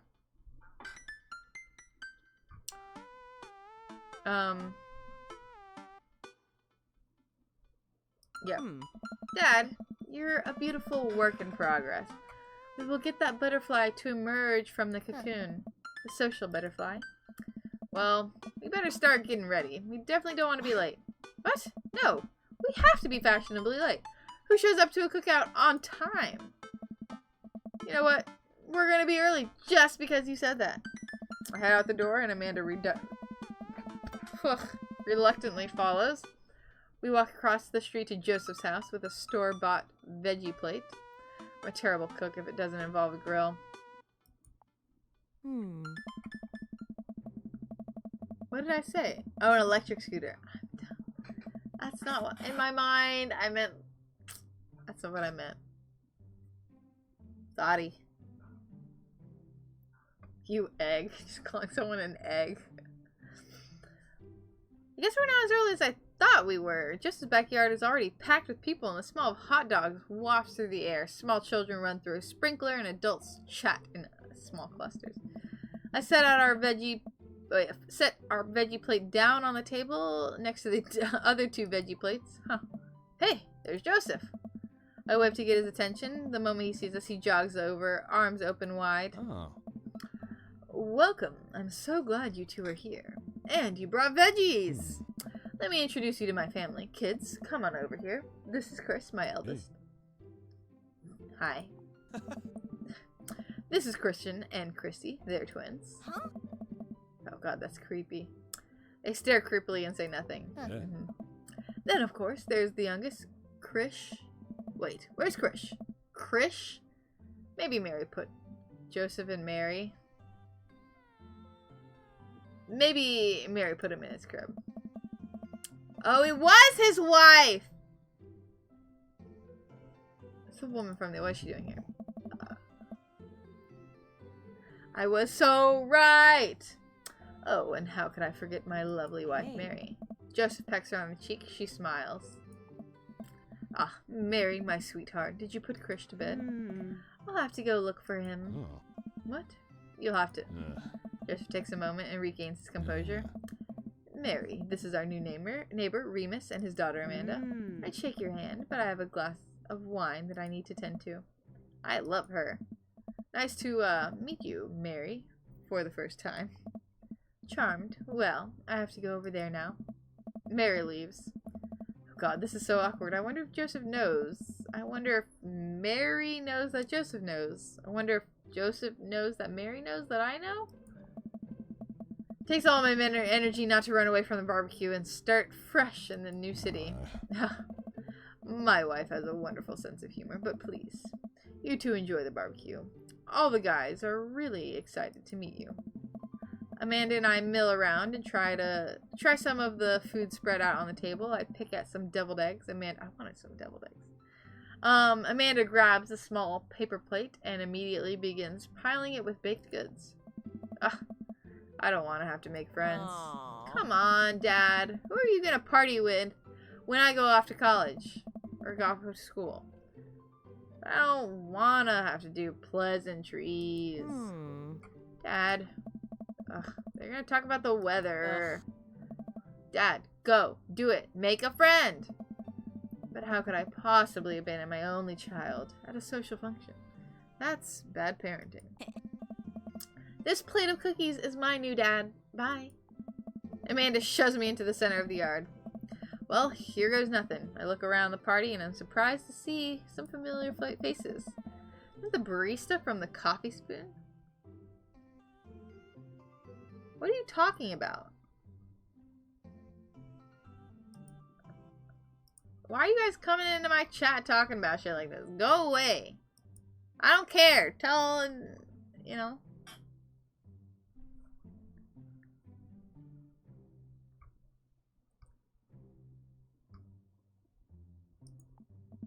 Oh dang, Robert's here? Didn't that guy throw a frisbee at my head? Isn't that guy throwing a fit in Dead Gotham Beyond? Isn't that Amanda's teacher? Hey, I know Craig.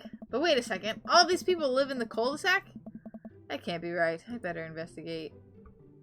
Hugo. He said, what the fuck? What the fuck? What the fuck? You're the one over there being weird. All of you guys being weird. Coco is hanging out in the Discord permanently. She lives there now. Just hanging out being strange.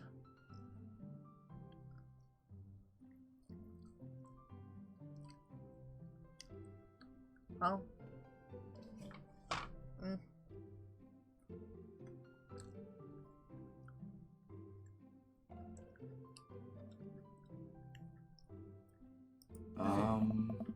They all made noise at the same time. This is a night's spread. Wait, who's Coco? Coco is Tiki's girlfriend.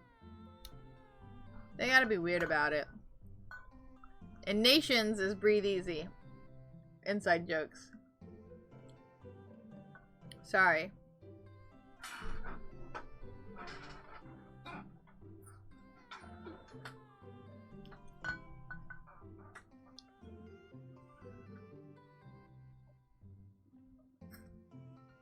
Don't worry about it. Yeah. They're trying to bring in personal stuff into the stream, which doesn't make any sense because then everyone else is out of the loop, so stop. Okay. Matt and Hugo seem to be embroiled in an intense discussion. Craig looks on, smiling politely. I walk over and say hello. Well, I don't think it's fair to try and compare two art movements like that. Can I join in on the infidelity? There's no infidelity happening. No. Periods in art only exist because they're the unique byproduct of the social and political climate of a time and place, and try to take something like, say, the Rococo period and compare it to the postmodernism in America.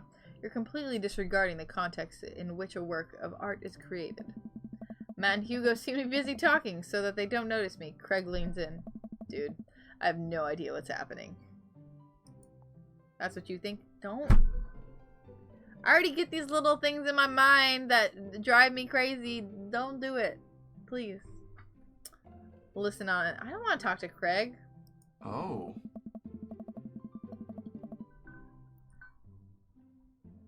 OMG. Is that middle guy a dad? All of them are dads. I'm pretty sure. In some capacity or another. Yeah, this is a nice lineup right here. These three men. Probably the most attractive in the game. Maybe. It's hard to say.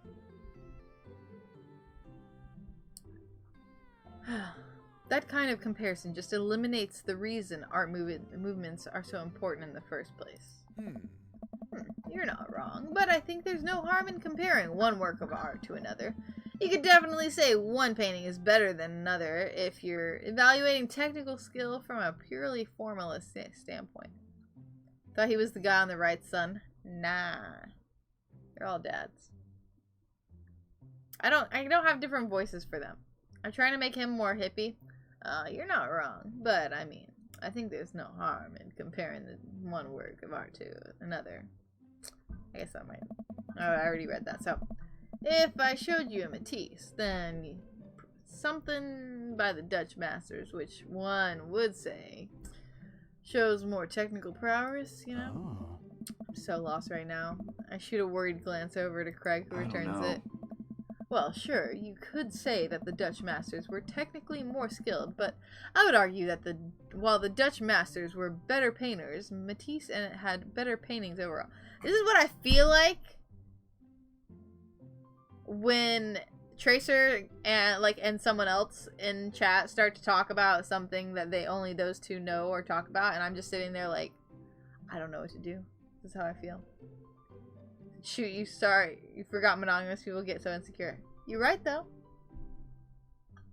You're not wrong. But I'm only insecure about certain things. Okay.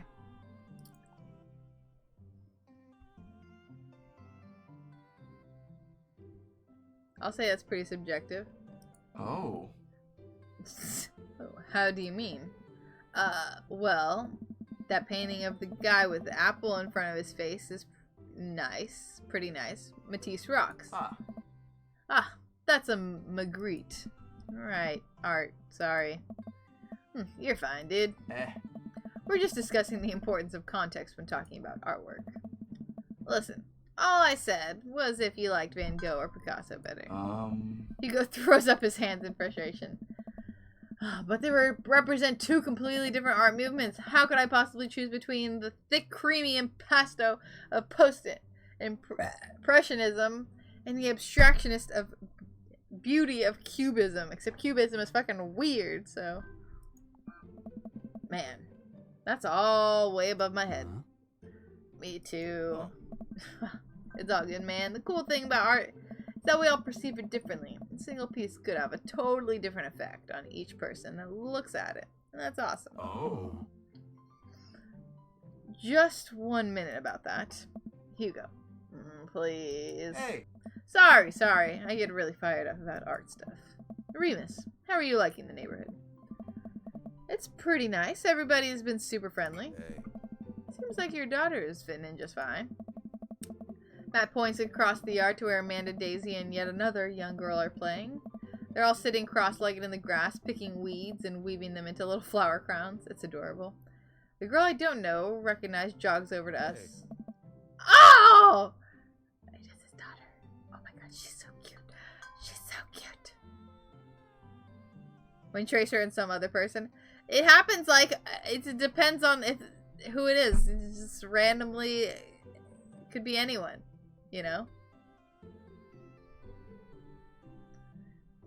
What is it, sweetheart? It's a flower crown. I thought you'd look cute in it. Hey. There's only one way to find out. Matt takes the flower crown and plays it. Oh. Oh, I get to see it. It's so cute.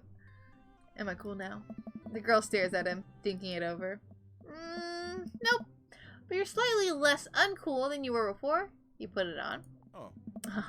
Hey, Remus, this is my daughter. Hello. I'm Carmencita? What? Carmencita. Amanda comes over with Daisy in tow. Dad, look, I'm making friends. Are you making friends? Better be making friends. Yeah, actually, Amanda, you remember the cool barista from the coffee shop and my old college friend and, your teacher? Oh, hi, Mr. Vega. I didn't realize we were neighbors. Oh. I hate the audio on some of these things are very random. Like that one time me and Tracer were talking about the stuff NASA's done. See, I don't even remember because I glaze over whenever you guys start like in like a long conversation. I'm just like, I don't know. But I suppose yes, it's always someone. She always gets in long conversations with people that just go over my head. So still gonna get that overdue term paper. Haha, great seeing ya. Amanda finger guns her way out of the conversation like a champ. She learned the finger gun move from me. I'm very proud. Said your specialty is having extremely varied, specialized conversations with different people. It's true. I don't know how you do it. I don't know how you have so much knowledge, and so I just don't understand. I can't do that. I can't. Yep. But that's why you're here. You entertain when I can't, right? Oh. She's definitely a charmer. Speaking of which, where did my son go? It's all about Google. Google. What? Hugo looks around the party. He must finally spot him because his eyes go wide. Huh? Ernest! Oh my goodness gracious. He named his son Ernest Hemingway. Oh, that's rough. You more or less have the capability to talk about at least one thing most people don't know about with just about anyone. Huh. Oh, yes? Okay.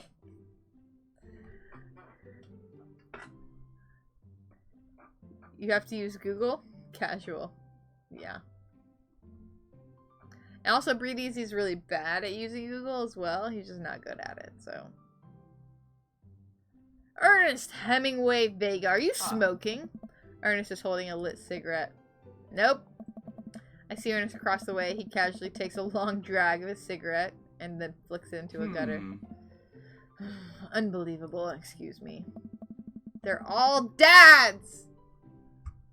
Hugo marches over to Ernest and I turn my attention to Matt and Craig. Kids, right? Hey. Man, I do not envy Hugo. The last barbecue we had, Ernest tried to shove a sparkler down Joseph's pants. Nearly burned down half the yard. Oh, a sparkler. I read in my head, I didn't think sparkler. I thought sprinkler. Did I say sprinkler? Ernest is your sarcastic... Is your sarcastic ass, honestly. What? Yeah, you can't talk to people and make small talk. Yeah, it's not your forte. And the barbecue we had before that, he actually burned down half the yard. And then it spread into my lawn and burned down half the yard. My yard, too. Hugo walks back over. Oh, gosh. Walks back over to us, practically dragging Ernest behind him. Hey, everybody. Sorry about that. Remus, this is my son, Ernest. Much less deep talk. Yeah, you're not good at talking in general. Hello? Ernest looks away, sulking, his hands shoved deep in his pockets. Hugo nudges him impatiently. Hey. Nice to meet you, Ernest. What grade are you in? Does it matter? Oh. Ernest. Okay. I'm in 8th grade. Oh, that's why he's like that. God, are you happy now? I'm sure you were just dying to know. Yep. Good for you. Can I go now? I'm tired of talking to old dudes who blame my generation for the failing economy. Ouch. Ernest! Oh, yeah, because I'm totally embarrassing to you. Ernest puts his earbuds in and storms off to stand in the corner. Well, that was certainly something. He seems nice. Hugo puts his head in his hands and sighs. I'm so sorry. He's having a really rough time. As much as I want to be the cool dad, I have to be the authoritarian dad, and he clearly resents me for it. I mean, I think as a dad and teacher, that's about as authoritarian as you can get. Honestly. Are any of us cool dads? Is it even possible to be a cool dad? What? I'm cool as a cucumber. See? Right there. You can't say that. My kids think I'm cool. But for how long, Craig? How long do we get to be the cool dad? I don't know. I don't know. There are too many people talking. Oh, gosh. I think we just have to accept the fact that, as dads, we become the machine we once raged against and accept our fate to unironically wear socks and sandals. Your kids may think you're cool now, but the moment they hit puberty, you're doomed. Amanda's 18. She still thinks I'm cool. Yell across the yard to my daughter. Amanda! Cool, right? Amanda just laughs. She keeps laughing. I see your point. As much as we all want it, I don't think it's as important to be a cool dad as it is to be a good dad. We can't all be best friends with our kids. It just doesn't work. I mean, look at me and Ernest. Our job as parents is to make sure our kids turn out okay. Yeah, you're right. But it'd be nice to have it both ways. Hearing these guys talk about this makes me think of my relationship with Amanda. We get along so well, but there might come a time where it won't be like that. Is college when that happens? Don't let us eat up your time, Remus. Go meet some other people around the neighborhood. Oh, damn it.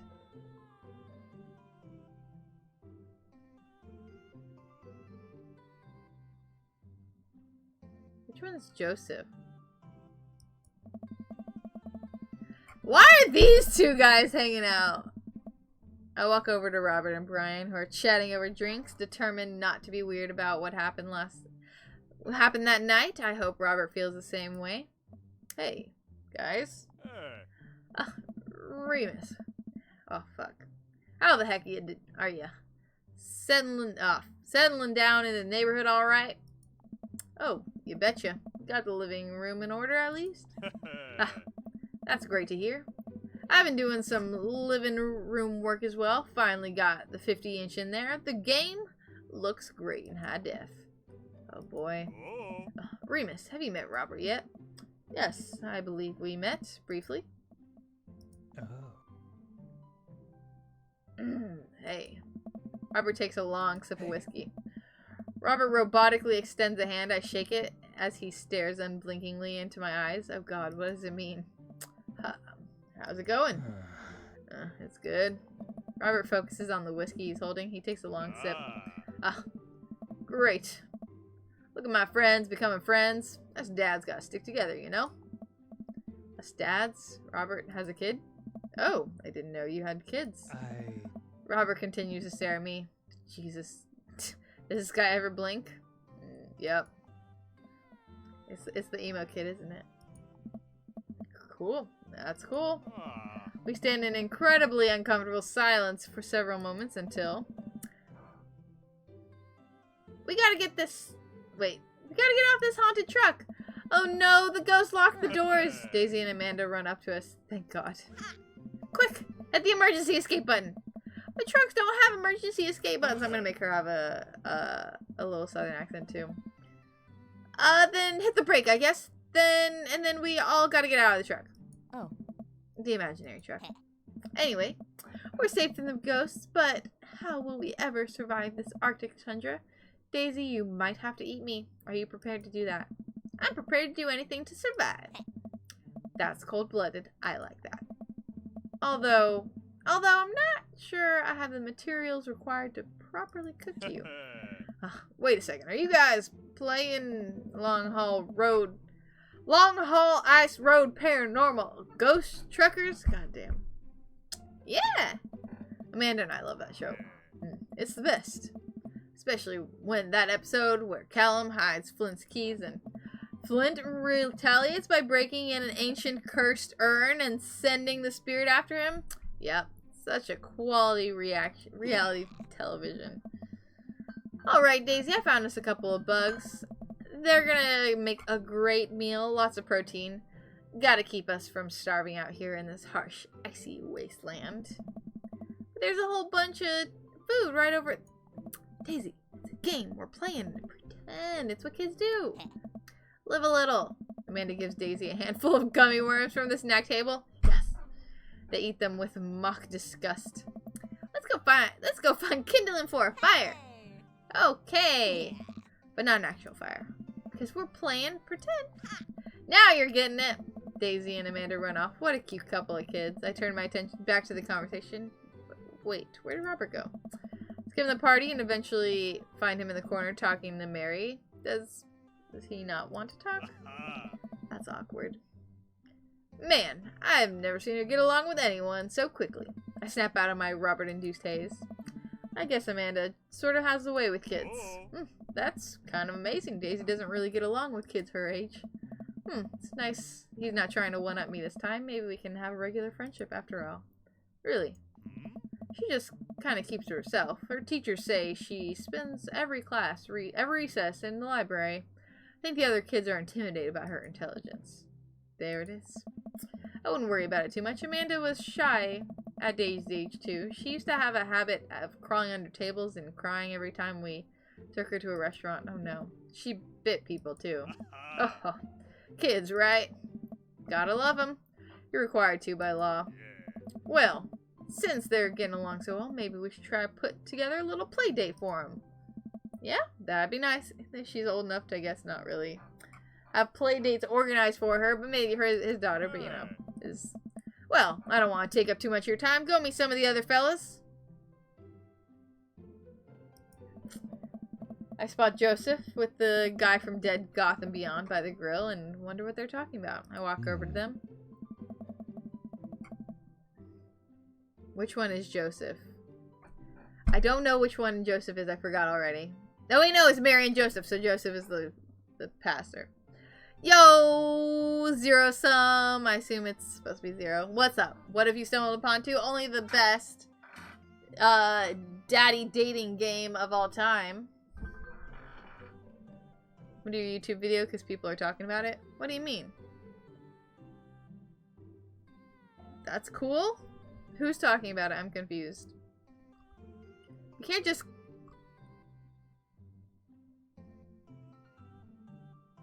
What do you mean? Oh my. What do you mean? Oh my, this is the best. This is quality entertainment right here. Zero sum. Quality. This guy is spicy. He's a youth pastor and he's married. But he's He's into guys, not boys. Guys.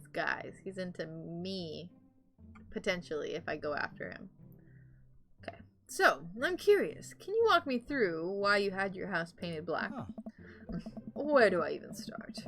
The house stays warmer in the winter. It provides an artistic contrast to the rest of the neighborhood, and it complements the crimson interior perfectly. You think it's supposed to be Oreo some, actually? Is it? I don't know, I just figured 0 mixed. Did you have to turn it on a notification when you open YouTube? It opens a little thing saying I don't know what, I think I just might have linked my YouTube. I just linked my YouTube to my Twitch, so that's probably why. Okay. It's definitely an interesting choice. Thank you. I'm very proud of my abode. Remus, I was just having a conversation with Damien here about his aesthetic design choices. Damien regards me up and down with a warm but critical eye. How do you do? I don't believe I've had the pleasure. You're an Oreo? Come back. Oh, you don't say. You don't say! I'd be glad to be an Oreo.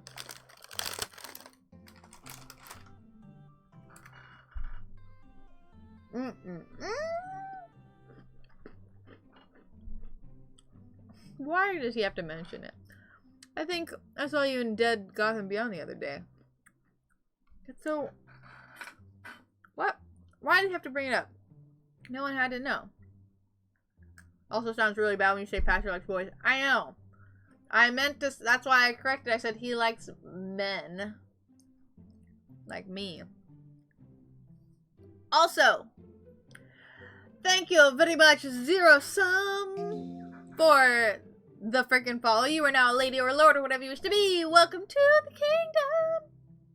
Sorry. Okay. It'd be suck to be an Oreo, TBH? Yeah, I know. But if I had to be a cookie, what kind of cookie would you be if you had to be a cookie?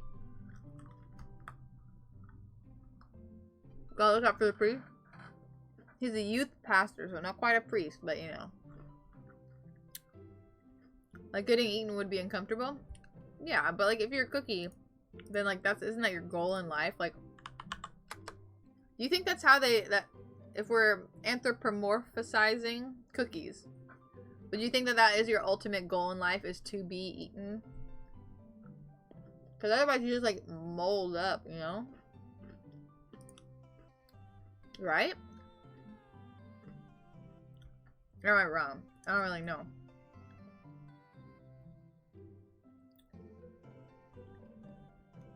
If you had to be a cookie, you'd be something absolutely inedible that doesn't decompose.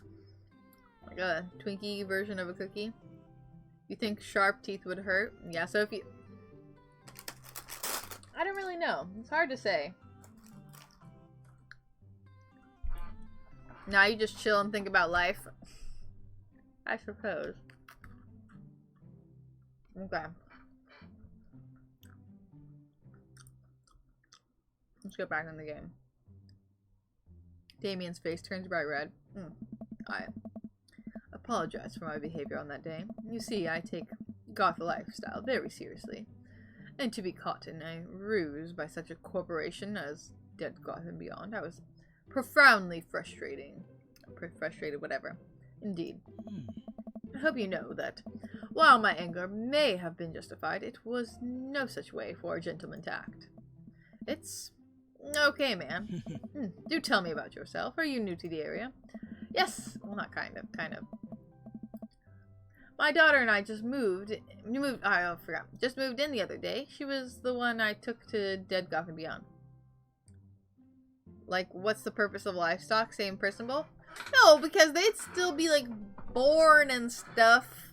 But we make cookies. Like, we create cookies to be eaten. Like, if you raise... Creating is different than raising, you know? And...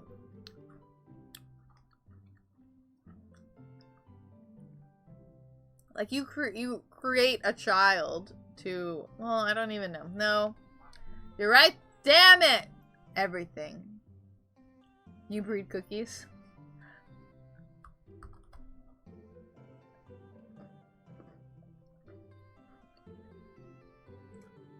Oh, tastes good. What kind of cookie would be good with an Oreo? We bred livestock to be how they... I know. Thinking too much about it. I don't eat livestock anymore, so it doesn't matter. Aha! You eat them. I don't eat them. Huh?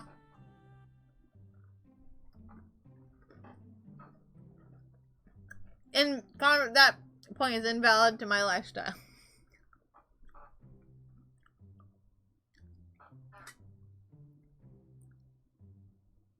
I should just create a cookie sanctuary. It's fundamentally not that different from cookies if they were sentient. You're right. But they're not. 3 lurkers watching this combo? Yeah, it's a dumb conversation.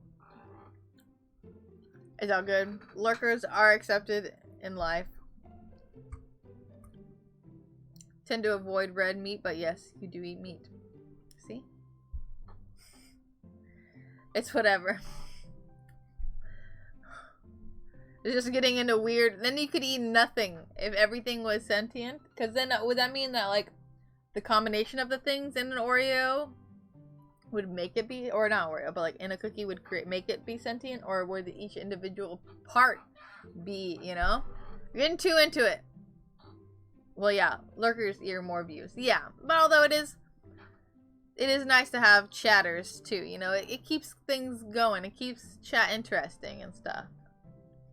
I can't do it all on my own. It's you guys too. Very good taste on her part. Does she partake in goth lifestyle? I think for a second. I look over at who Amanda's hanging out with. Wait, who's hanging out with some of the older kids in the neighborhood? Okay, I get it. What? Hey, Amanda! Would you consider yourself goth? Amanda yells back. I wouldn't necessarily try to fall under any one specific label, but I guess if I had to choose, I would describe myself as twee hipster with some normcore leanings. Thank you very much, Loopy Jess. I need to fix my things. I have to fix my freaking sub stuff. Thank you very, very much, Loopy Jazz, for the third month. Bye. Sorry. My heart. Thank you. Thank you for the sub. All the love. All of my lady love. I feel like I just have to start drinking tea all the time to, like, properly be worthy of the Iroh emote, you know? It's all good. Her response. Bats are cool though! So what kind of meat would be in an Oreo? Oh no, no. I don't want to get there. Chocolate? Well, I mean, what? They put chocolate on meat sometimes. Isn't that a thing? That's a thing, right? I feel like that's a thing somewhere. But it sounds icky. Pity. Are you enjoying the party so far? Oh, definitely. Thanks so much for putting this on. It's nice to be in a cul-de-sac where everyone's so friendly and welcoming. Right. Amanda walks up to the conversation. I also like Lost Boys a lot. Really good movie. Does that count as goth? That it would, my dear. I don't believe we've had the pleasure of meeting. Damien Bloodmarch. At your Blood March? So do you believe it's a thing? Chocolate on meat is occasionally a thing, I think. Yeah, I feel like it's like a fancy restaurant kind of thing. You know what I mean?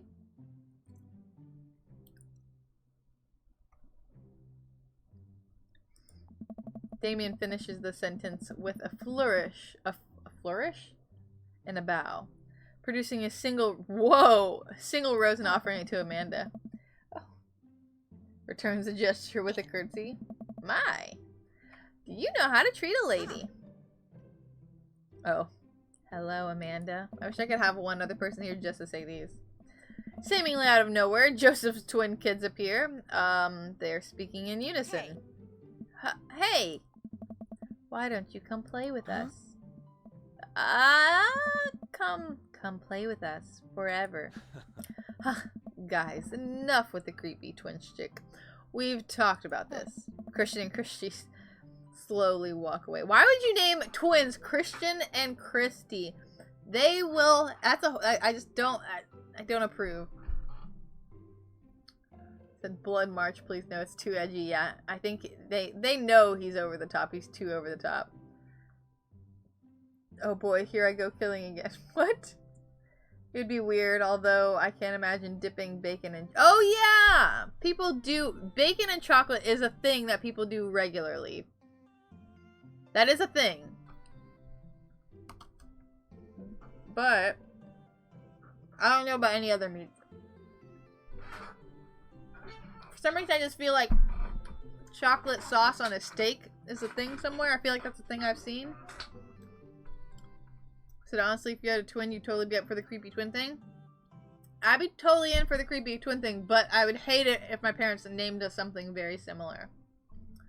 I would be so upset.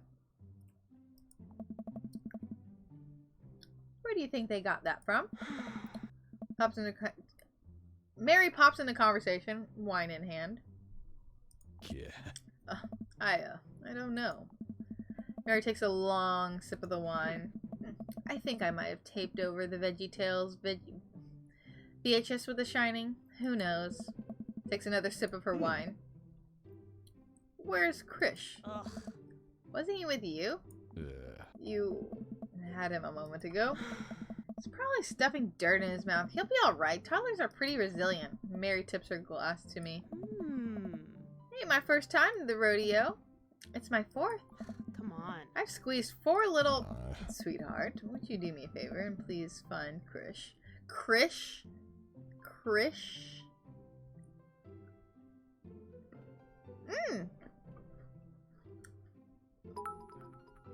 Thanks very much for the bits for charity. I don't know what this is what's going on. But thank you. Yay, charity. Wow, that's a lot of money for charity. Yay, Extra Life.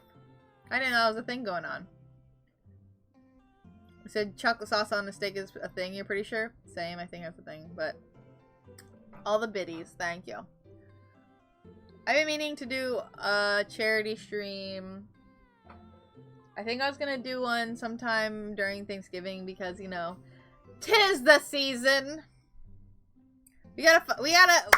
October to Christmas is gonna be, or October all the way through December is gonna be like parties on stream. We're gonna be like doing themed shit, all sorts of things. You said toddlers are pretty resilient. I'm pretty sure they aren't, actually. Sort of the point. Yeah. But I'm pretty sure the thing with her, she's supposed to not be a very good mom. I think that's like the thing. But also, hello, Brandon's son. I didn't say hello, but hello. I'm sure he's fine. Oh, Mary. Okay, jeez. Mary finishes her wine and wanders off. I knew it! Oh, this motherfucker. This is his kid. Dad, can we go now? Lucian. Have I introduced you to Remus yet? He's a punk from Amanda School.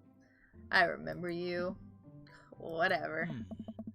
That's no way for a young man to speak to his elders. Be polite. Lucian bows. Whatever, sir. Lucian bows again. Mr. Christensen, we have a veggie burger, sir. It's a veggie burger, at least that's something. Said your phone's losing battery while charging it. Send help. Oh no. Oh no. I'm sorry. How much longer? Stream is only like 30 minutes long, maybe more. I don't really know. I don't know how much longer until stream. I don't know when people are supposed to go rock climbing or not. How do you rebel against a goth dad? Yeah, I don't know how that works. By being a normie? But he's not. He's not a normie. Does he have a tattoo of 666 on his wrist?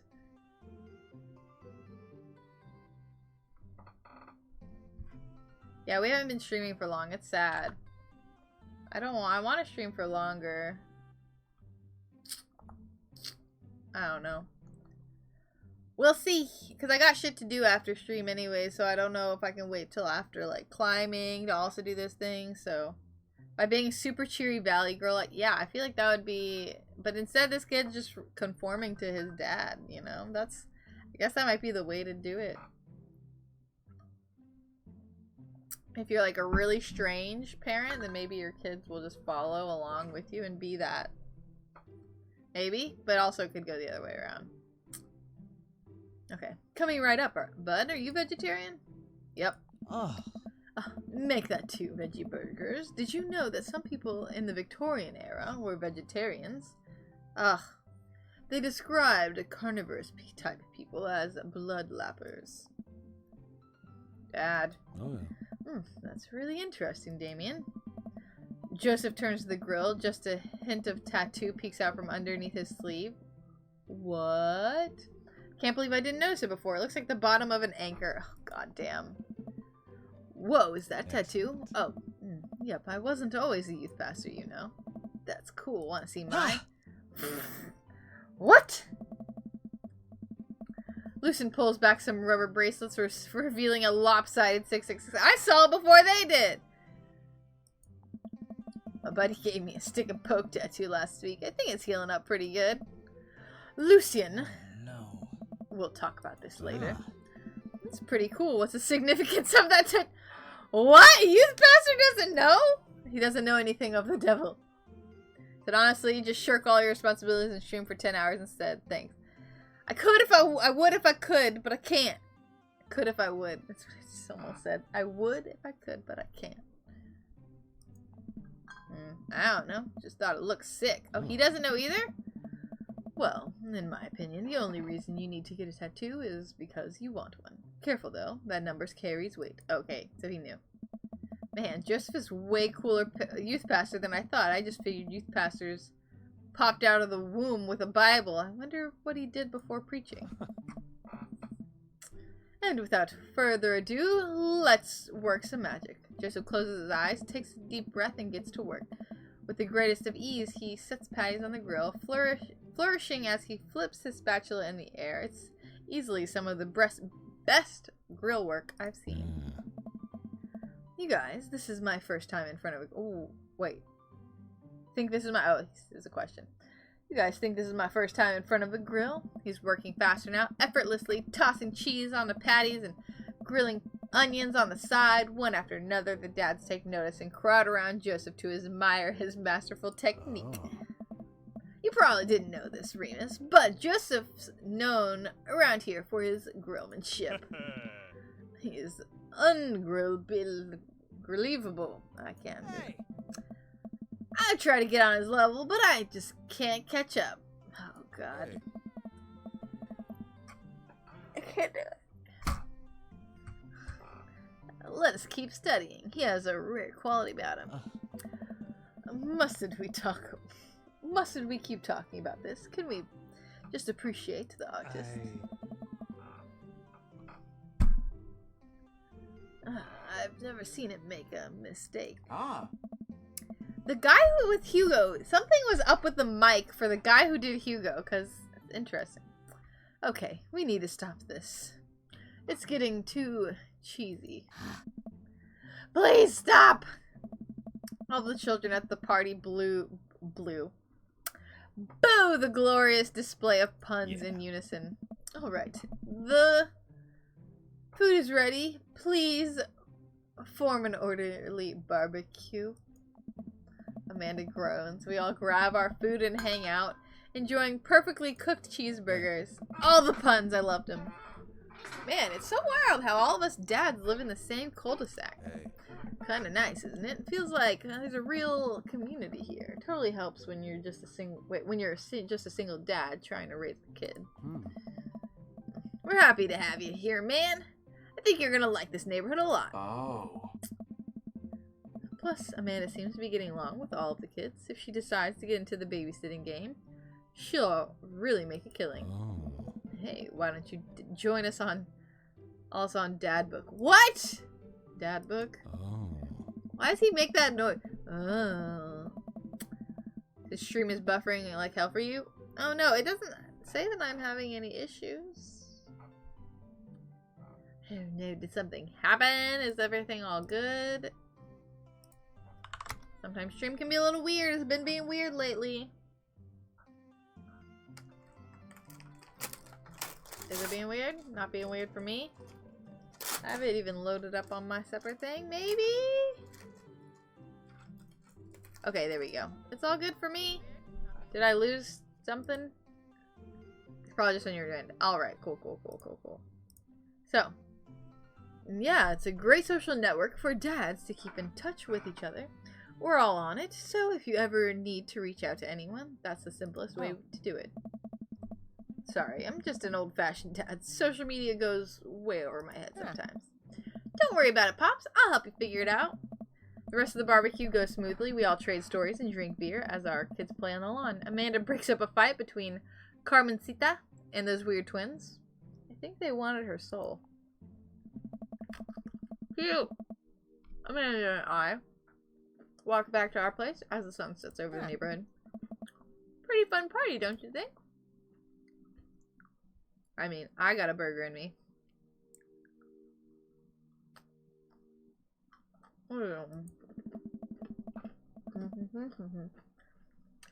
Oh gosh.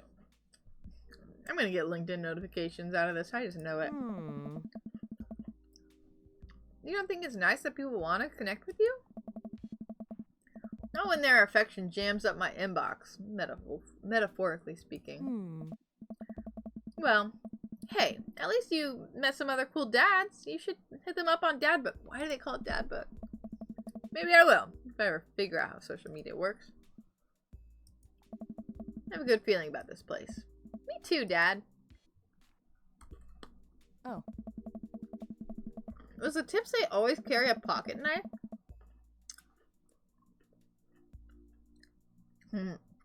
Amanda and I arrive home with the remnants of our veggie plate. Seems like nobody was really into the cauliflower. It's a real hot dad spot. A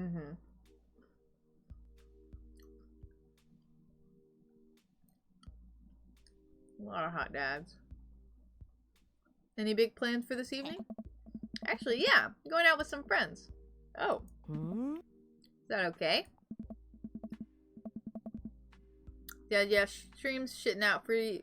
You're gonna head out for at least a little bit. Gotcha.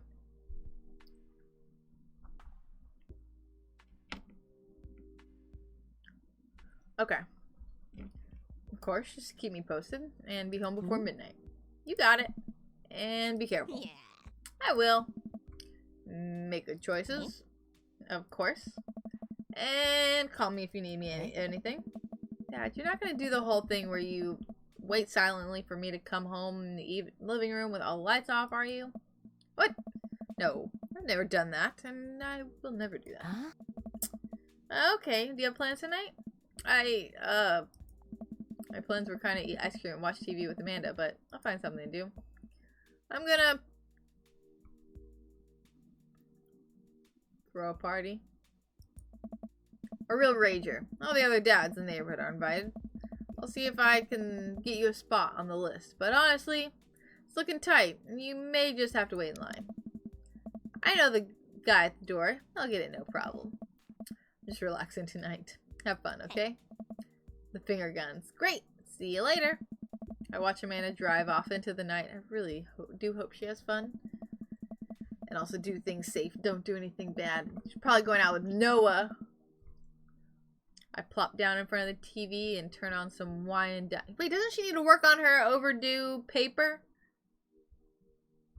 Wine and Dine Mastermind with celebrity chef Gavin Chapman. Looks like Gavin's making a roasted rack of lamb with rosemary mashed potatoes. Sounds yummy. Love to be able to cook like that. Although I think if I was actually good at cooking, I'd use my powers for evil. Like just making baked Alaskas all day instead of any food of real nutritional substance. I've never had a baked Alaska. They always seemed they would be kind of weird. Isn't there like a layer of Jello in there, or is it just in my mind? No, there isn't. It's just cake with whipped cream over it, right? But in like a form, and then you like in a dome, and you like kind of torch the outside. I think that's what it is. But in my mind, I feel like there's also a layer of Jell-O. But if there is, that's the weird part. If there isn't, not weird. Oh, man, Gavin Chapman just caught that thing on fire, but he meant to do it. What a professional. I lose track of time as I blaze through several episodes of Wine Dine Mastermind and also one episode of some cooking show called Meat Hell. Not sure what that one was about. It's just a lot of yelling. I glance at my watch. Man, it's almost midnight. I should check in with Amanda. I sent a text. Hey kiddo, you good? I wander into the kitchen as I wait for a reply. Amanda's phone is almost always in her hand, so I'm sure she'll respond soon, unless she's driving home now, which, in case, I hope she doesn't respond soon, because I definitely taught her better than to text and drive. I reach into the freezer and grab an ice cream sandwich. It's a little late for this, but I think I earned it after a long day of socializing. Check my watch again, and then my phone. Nothing yet. Okay, see, now I'm worried. Do I call her? Do I call the cops? Oh god, no, it's too soon for that. Just send her a gentle reminder text. What's up? Half an hour passes. Now I'm really worried. Episodes of Gavin Chapman's Meat Hell are not only, assuaging my anxiety, but possibly exacerbating it and with all the yelling, so I keep pacing the house, waiting for her to come back. Why didn't I find out where she was going? Who was she even with? Why don't I know any of her friends' phone numbers? Why don't I even know any of her friends' full names? Who is Emma P? I decide to send her another text. Amanda, please text me and let me know you're okay. Can't help but think of all the awful things that could have happened to her. Oh, thank God it's her. Amanda opens the door and shuffles in. Finally, she's back home. I'm glad she's okay. What's up? Speedy, thank God you're safe. Ugh, yeah. But now that I know she's okay, I'm really mad. Why didn't you answer my texts? Amanda pulls out her phone out of her pocket. Oh, whoops, I didn't see those. Starts to walk into her room. Amanda Ann. Whoa, we're pulling out the middle name now? Amanda. Came home an hour and a half after your curfew and didn't respond to any of my texts. You really freaked me out. So I had to call the cops. Dad, you're seriously overreacting. You're not going to be like this when I go off to school, are you?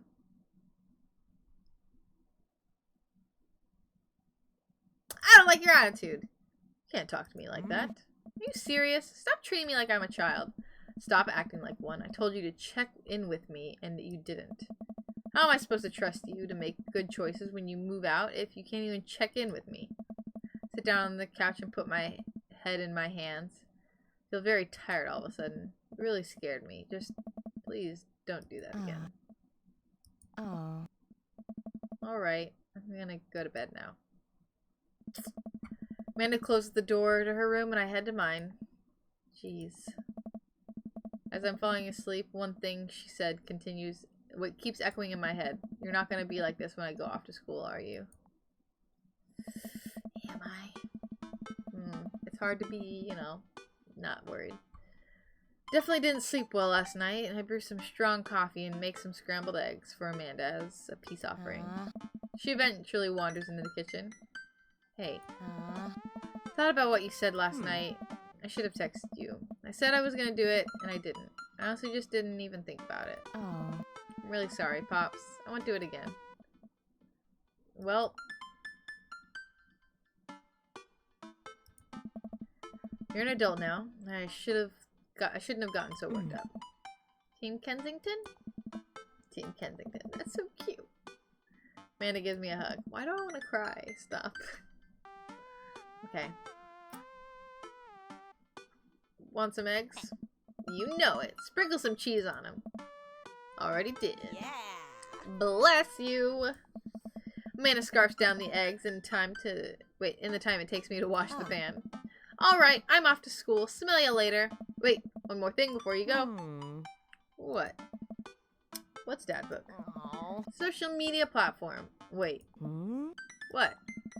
What's a social media platform? Dad, I have to go to school. Come on, Amanda. I'm an old man. I can't put a Dad Book profile on my own. Alright, I'll help you sound interesting on the internet. Amanda spends the next couple minutes setting up my profile on Dadbook. Turns out is a place where dads can get together and talk about fatherhood. Dad. Very specific. It's very niche. It's okay. Alright, Pops. We gotta fill out your profile. Let's talk. Let's get some likes and dislikes. On a Friday night, you're most likely to Netflix and grill, baby. Sort and polish my coin collection. Fall asleep watching a History Channel tournament. Sink into blissful oblivion. I mean, probably this.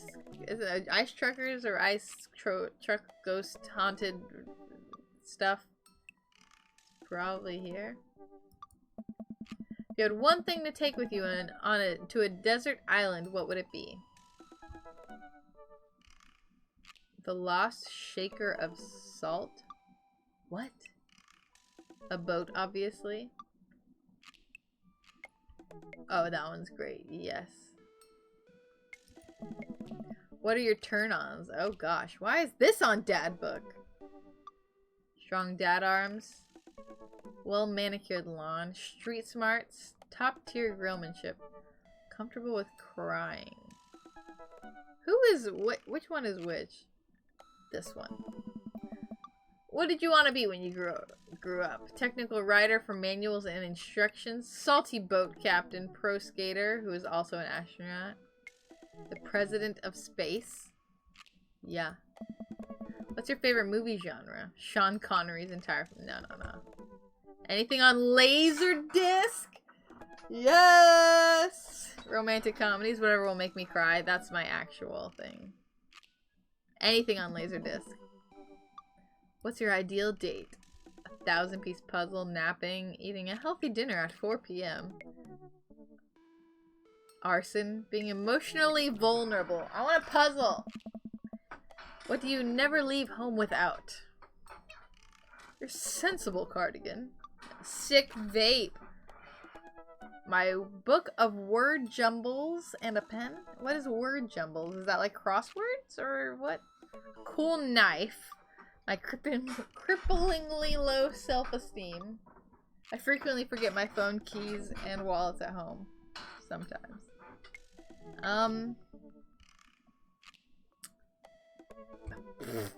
I don't know. This, maybe? It's been a lot of time thinking about potential ends of the world, how proud I am of my child, conspiracy theories, if I'll ever be able to love myself as much as I love my grill. These are very extreme feelings towards a grill. When can I get the next cup of coffee? Lawnmower modifications. No.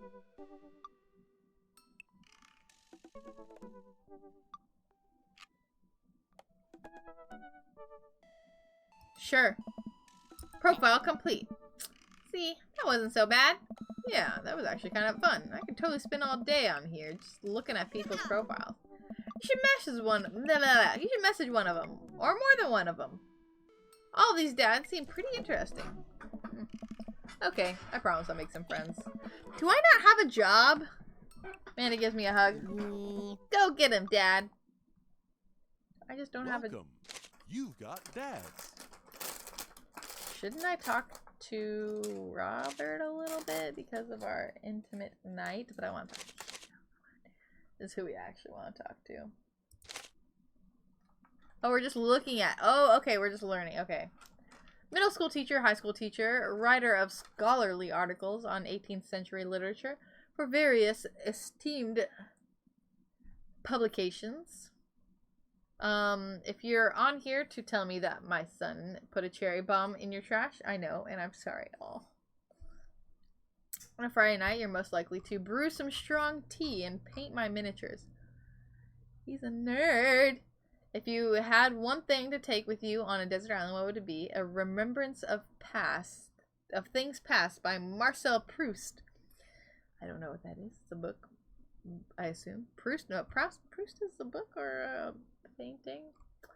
What are your turn-ons or muscles? Damn it! I don't got that. What'd you want to be when you grew up? Movie star? What's your favorite movie genre, documentaries on art history. That's very specific. It's not a genre. That like documentaries, I feel like is a genre. Documentaries on art history is just like, I don't even know. I guess it's just a more specific genre. What's your ideal date? Each of us read a different book on opposite sides of the couch and comfortable. So that's cute. That's cute though. What do you never leave the home without? Your glasses. Actually forget them at home. Yeah, he's not even wearing glasses. I spend a lot of time thinking about. I worry that people who are against e-readers are more in love with the idea of books than actually reading them. That's me. I can just message him just like that. Don't eat so close to your face time. Good tip. I navigate to Hugo's dad book page and type out a message. Oh. I wait for a few minutes before the computer dings. I'm so glad you messaged me, and I definitely want to hang out sometime, but I have a favor to ask. Our class is going on a field trip to the aquarium today. One of our chaperones called in sick. Is there any possible way you could come and replace them? Uh-oh. Think about it for a moment. Man, that's a lot of screaming kids I'd be accountable for, and they're in middle school. Ah! Literally, middle schoolers are the worst. The worst age to be. I agree. Amanda silently trudges into the kitchen. Pours herself. Is this the next day? She's been crying. Morning, Amanda. Morning, Pops. Hey, are you alright? I'm fine. Oh, of course I'm fine. Stop. No. My heart. I just got to thinking about Backstreet Boys. They had a reunion. The Backstreet Boys are back, alright. But they're different. Something's wrong with them. Like they're a dream someone once had, but can no longer remember. No one's talking about it. Just go on like everything's normal.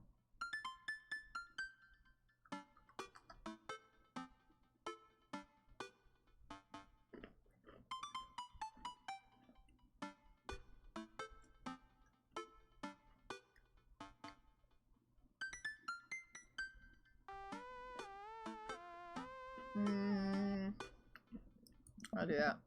The answer is no. We see boy bands come and go all the time. When they're popular, we'll act as if they don't like their music, and in a few decades, their songs will be considered classic. Just the way the world works. The Beatles were once the hot new boy band, you know? So, do fathers lose their dad license if they don't mention the Beatles at least once a month? Yes. But mentions of Rush or Billy Joel are acceptable in a pinch. You know, you can talk to me about anything, right? Yeah, that's why I'm talking to you about Backstreet Boys. Okay, just remember that it's okay to be sad. And also remember that I love you very much. And I only want what's best for you. That's all. Alright, alright. Jeez, don't make me cry again. Hey, how was middle school for you? Bad. But nobody likes middle school. That's 3 years of bad acne, crying, and being generally terrible. Everyone sucks. No self-awareness. It's just a bunch of hormonal teenagers locked in a gross old building for 40 plus hours a week, doing long division and starting fights over, I don't know, pizza day? Top 40s pop? Yo, Mr. Fantasia, what's up? Middle schoolers should be avoided at all costs. What was your middle school experience like? I don't remember. It was so long ago. We probably rode dinosaurs to class and bartered for lunch with tiny skulls of the animals we had slain. I love their relationship. They're so cute. Although I do want to know what happened to Amanda. Why was she crying? We probably had to walk uphill in the snow both ways too, huh? And we liked it. See, middle schoolers are reprehensible. Wait, are you asking me? Why are you asking me about middle school? Oh. Mr. Vega requested my help to chaperone his middle school class to the aquarium. Just want to know what I was in for. Did you go to the aquarium? Are you kidding me? The last field trip I got to go on was to the clam chowder. Whoa. chowder factory. They didn't even give us clam chowder. They gave us square pizza at a clam chowder factory. Oh. Is that why you won't eat clam chowder anymore? No. It's because Bobby Wellingham threw up into one of the vats of clam chowder, and I'm the only one who saw it happen. Ew! It haunts me. Right. Let's leave that story firmly in the past. Anyway, you should do it. Mr. Vega sounds like he could really use the help. Plus, you could hang out with cool fish. Amanda, I get kind of worried.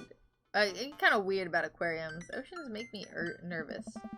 What? Are you worried that the whale's gonna pop out of the tank? Wait, pop out of the touch tank and swallow you whole? Don't put that fear in my heart. Well, do they have penguins there? Yes, they have penguins there. Right. Then it's settled. Penguins outweigh the fear of the ocean. I sit back at the computer and let Hugo know that I'm available.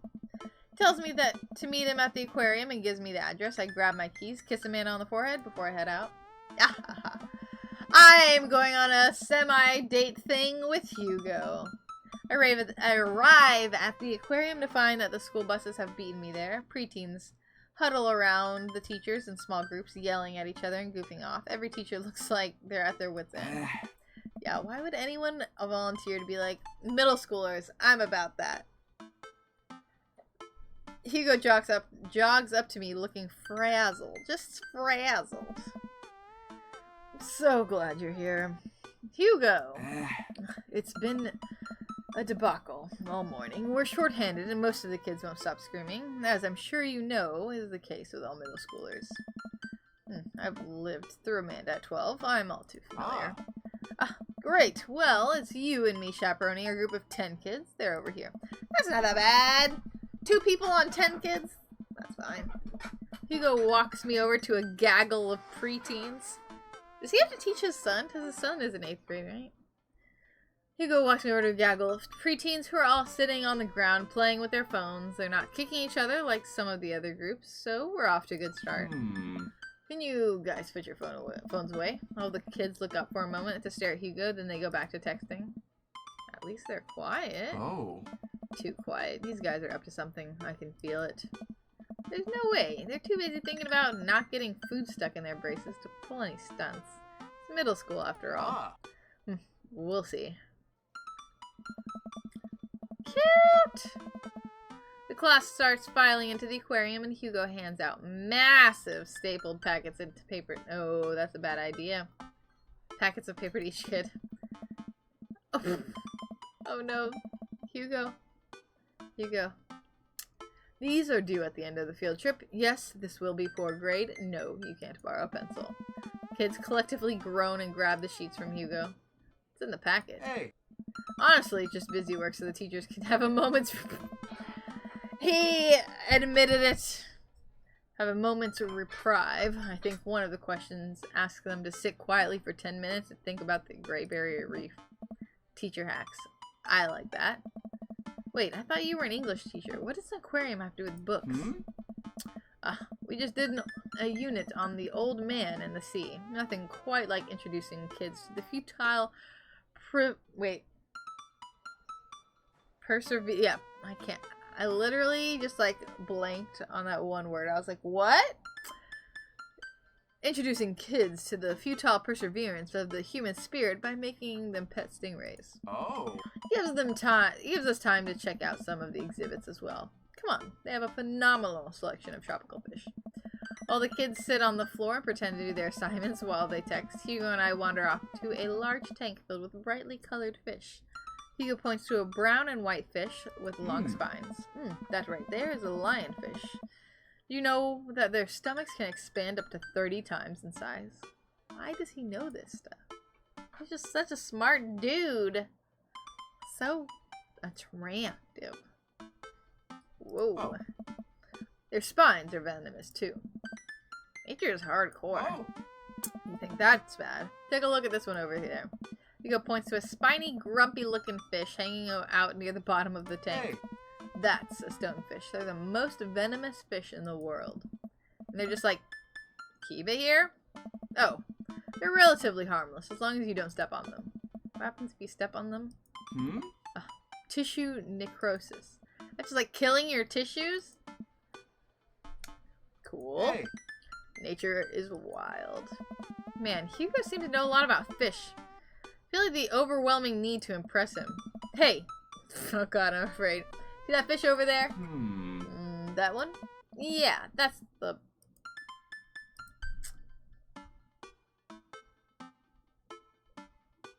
I want to just be silly. The blue-nosed wiggly fish. Yeah. Did you know that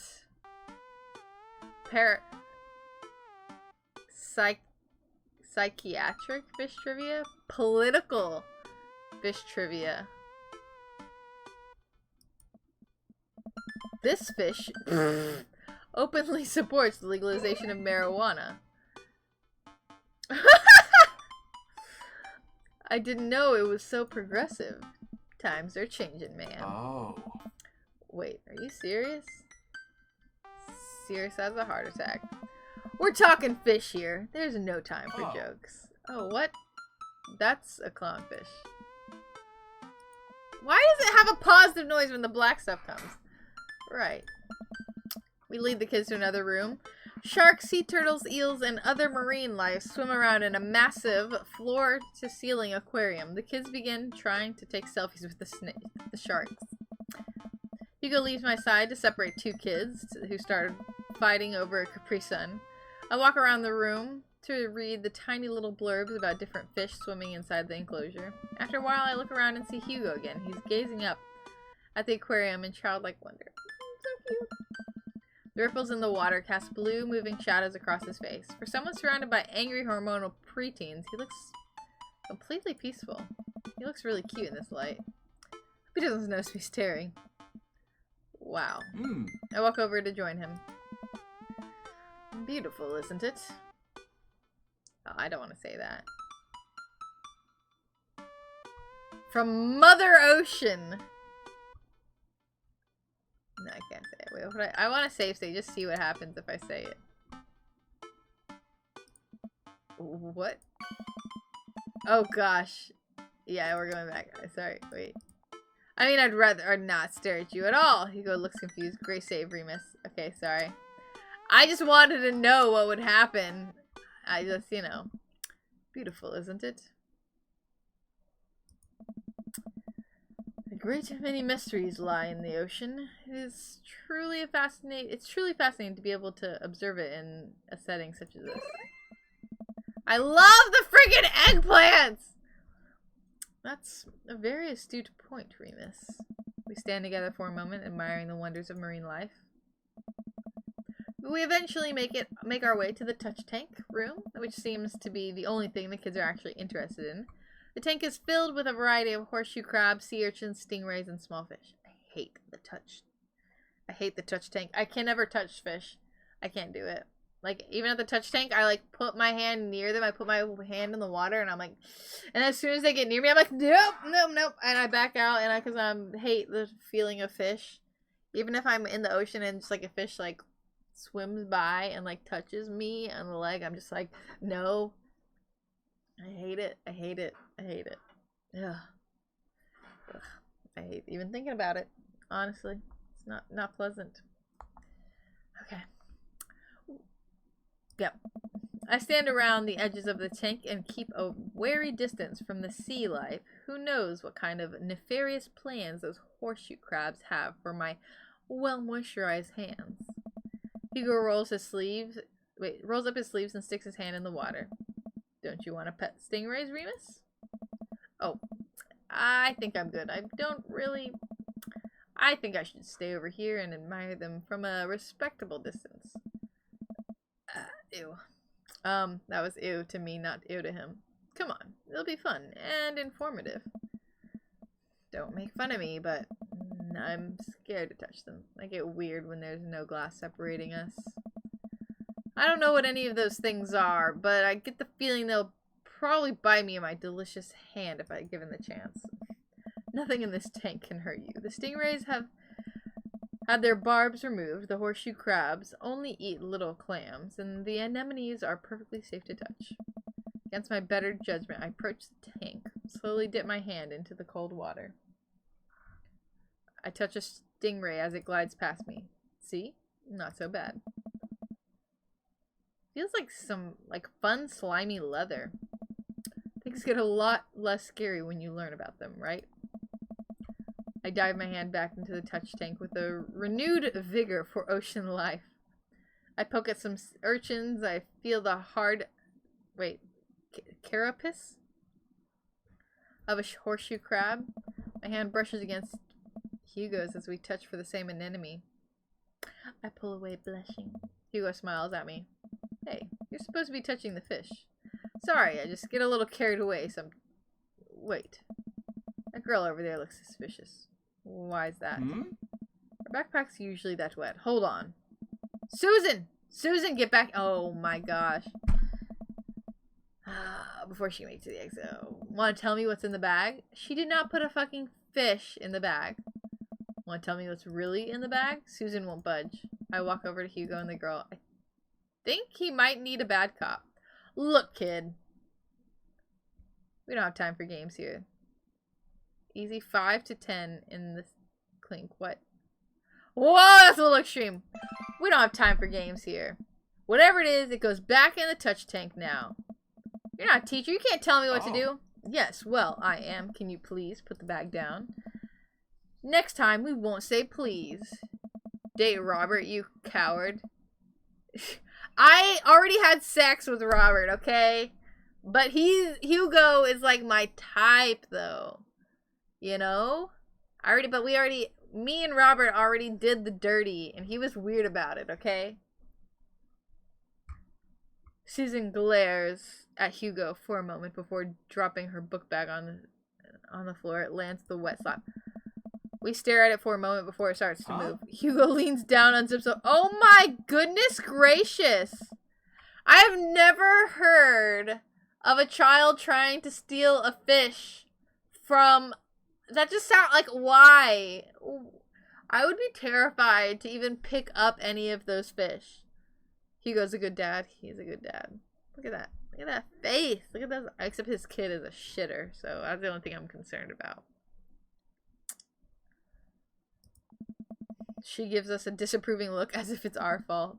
Jesus, Susan, what was your plan? I was trying to free him. Oh yeah, one. To where? Outside? Where is he gonna die? Susan, go back to your group. We'll discuss this later. Yeah. And hands where we can see him. I love being Remus. Susan sulks off, leaving me alone with Hugo. Gives me a pat on the shoulder. Middle schoolers have sticky hands. I doubt that's the first time that's happened here. Is that... I never heard of this, so maybe it's a common thing at aquariums. Or the last. In the next room, we see a variety of smaller tanks, sea urchins, tiny fish, and a rainbow of beautiful What? Beautiful underwater plant life surround us. Look over here. Hugo points to some seahorses. Oh, I love seahorses. Gathered at the bottom of a tank. One of them is in the middle, giving birth. Hey. That's actually a male seahorse. It sort of takes fatherhood to a new level, doesn't it? Hey kids, come check this out. There's a male seahorse giving birth. A little murmur from the students. They just jump back on their phones. Fun fact. Male seahorses can give birth and then get pregnant in the same day. Yeah, that sounds rough. Man, we thought we had it hard.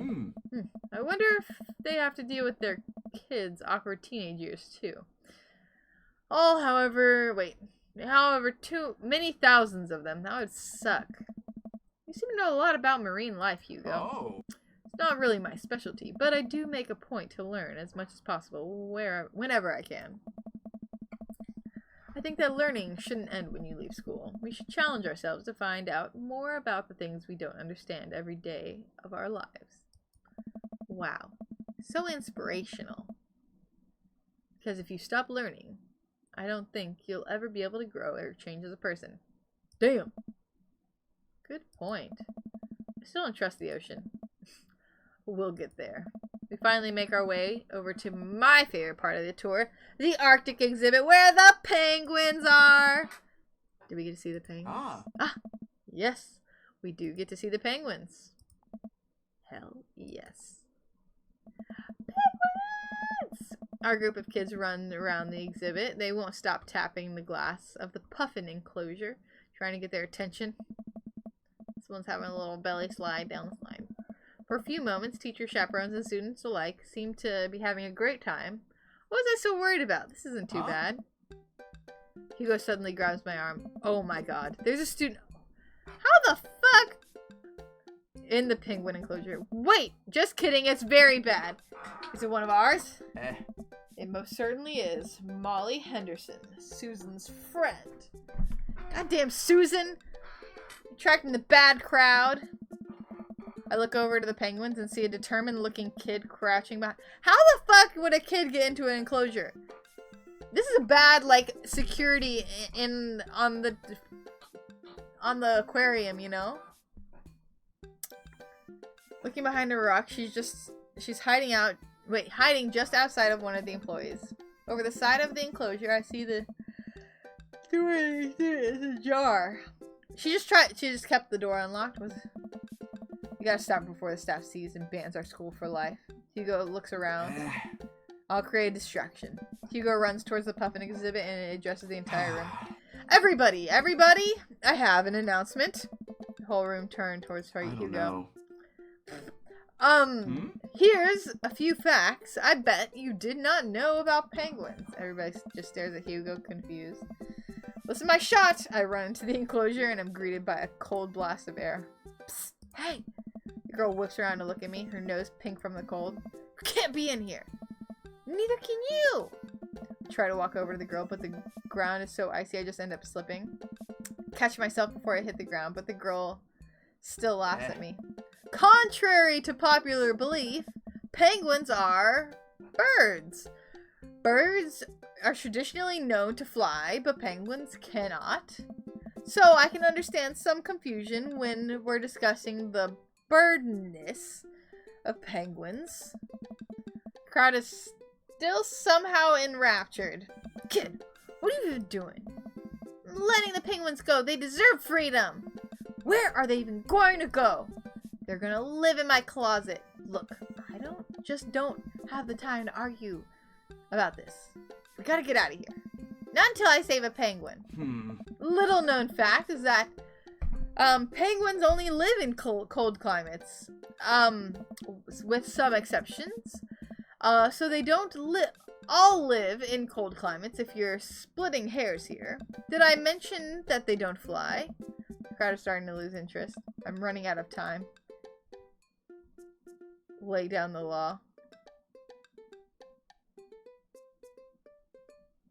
Briber. I will give you $20 right now if you leave with me. Molly thinks for a second.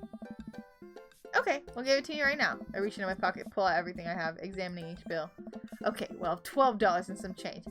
But there's also a button here. Is that enough? Pay me the other $8 later and we have a deal. We move to shake on our arrangement before I suddenly realize there's a wave of penguins on their way out of the enclosure. We're gonna have to block these birds! Oh, shit! Bird. What am I doing? Oh, shit. Oh, okay. Oh! I was confused at what was happening.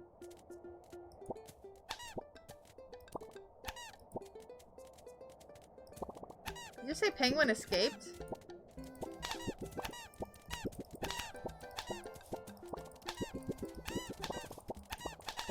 Can I just infinitely do this?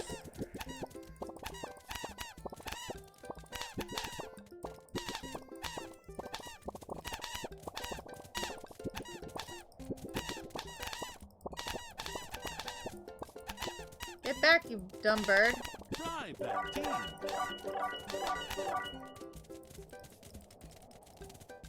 Shit! I got one out! Wait, that one was... That's not fair. Mission complete. 2. Fuck. It wouldn't be our fault, though. Right? Not our fault.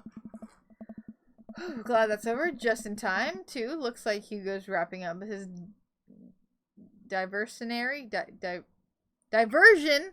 I can read. diversionary penguin Ah. speech. And that's why I think penguins are one of the best animals in the world. Few people in the audience clap out of a sense of duty. Everyone starts dispersing. Hugo spots us from across the way and runs over. Molly, what were you doing in there? I was liberating the animals, Mr. Vega. You realize that penguins can only survive in Arctic temperatures, right? You would have a dead penguin on your hands. Well, it was the thought that counts. Nope, Molly, it wasn't. Molly turns to me. You owe me $8. Just, I'll pay you later, kid. Molly runs off to Susan, I suppose, so they can compare animal thief notes. You're not off the hook, Molly. Remus, did you bribe a child? I mean, you can't play by the rules. Yeah, when there are penguins on the table. Listen, man, we've all done dark things in our life. I'm not the young, bright-eyed youth I used to be. That person believed in a world where we wouldn't have to bribe children to save a penguin. The me today knows different. I only wish I could go back. Let's just get through the day and get out of here. With the day finally coming to a close, the whole field trip is ushered through the gift shop, and we make our way back out of the school buses. As we leave the aquarium, the kids load onto the buses. Hugo pulls me aside. Ew. Sorry. Hey, Remus. Thanks so much for helping out today. You're a lifesaver. It was no problem. It was actually kind of fun. Let me take you out next time to make it up to you. You like cheese? Sure, I like cheese. I'm all about cheese boards. There's nothing on earth more satisfying than a good cheese board. The eggplants! Every time. So satisfying. Great. Well, I gotta go make sure the kids don't steal anything else. See you around.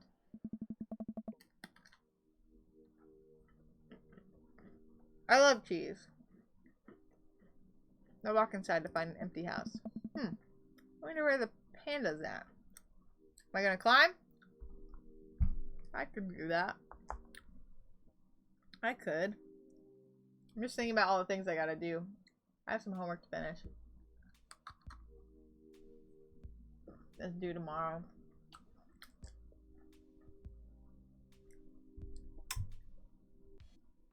I'm not sure.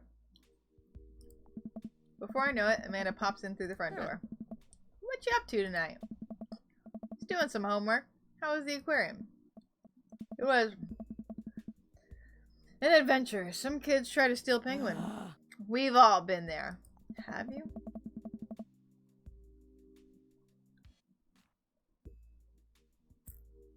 Oh, it's their last day. I forgot about that. Then maybe we should go climb? To like hang out, I guess. I don't know. But the only thing is, I'm worried about the sore on my hand. But I wanna pump up, you know. I wanna do some workouts.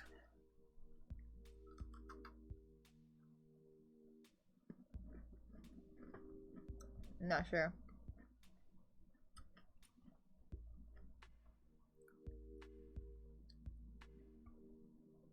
Oh yeah, but I had to run in and grab her before any of the employees saw. You got into the penguin enclosure? Did you steal penguin for us? Amanda, no penguins were stolen thanks to the valiant efforts of myself and Mr. Vega. It was nice getting to spend some time with Hugo, though. I'm surprised he helped complete a covert op. He's usually kind of a what? Kind of a stick in the mud.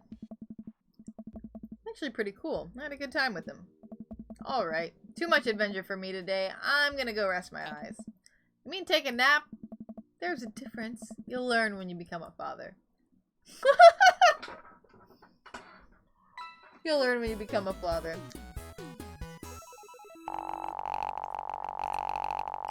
Dad points! That was so good you gave me goosebumps. Yeah. Yay for the dads. Look at this. I got a bunch of daddy points. I don't know what the difference is. Family fun, protective dad, confidence, Tweed. Seahorse, bad cop. What do those things mean? I don't know.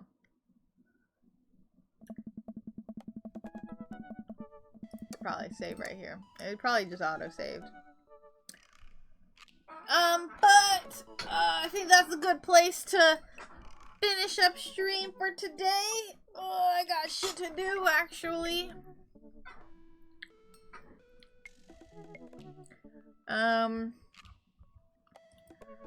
I genuinely do have things to do. I have some homework to work on, as well as some, let's do this.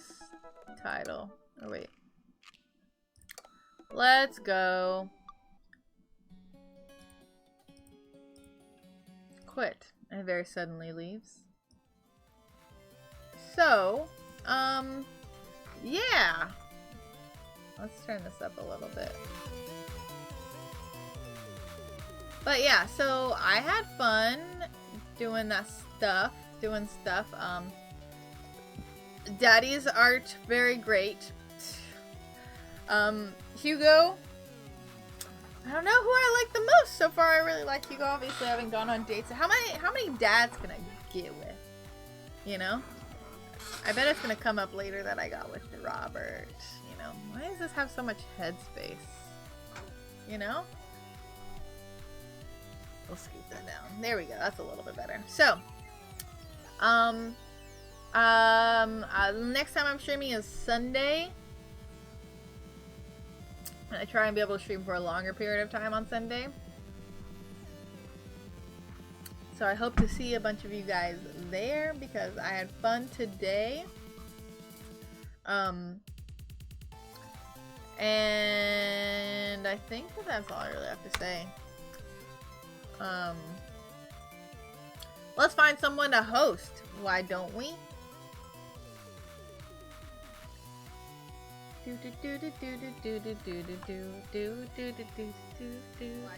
Oops. Let's see. Who are we going to host?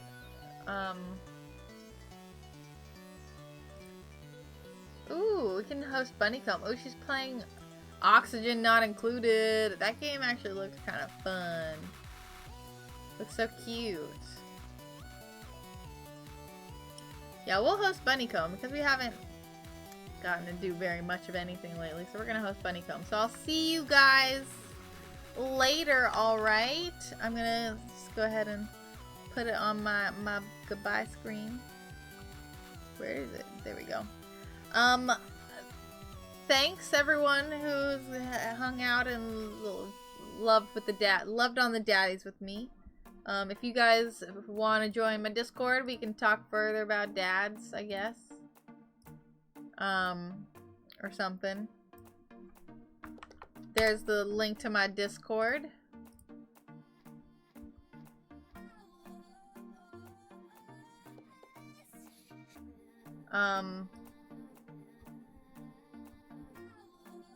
But yeah.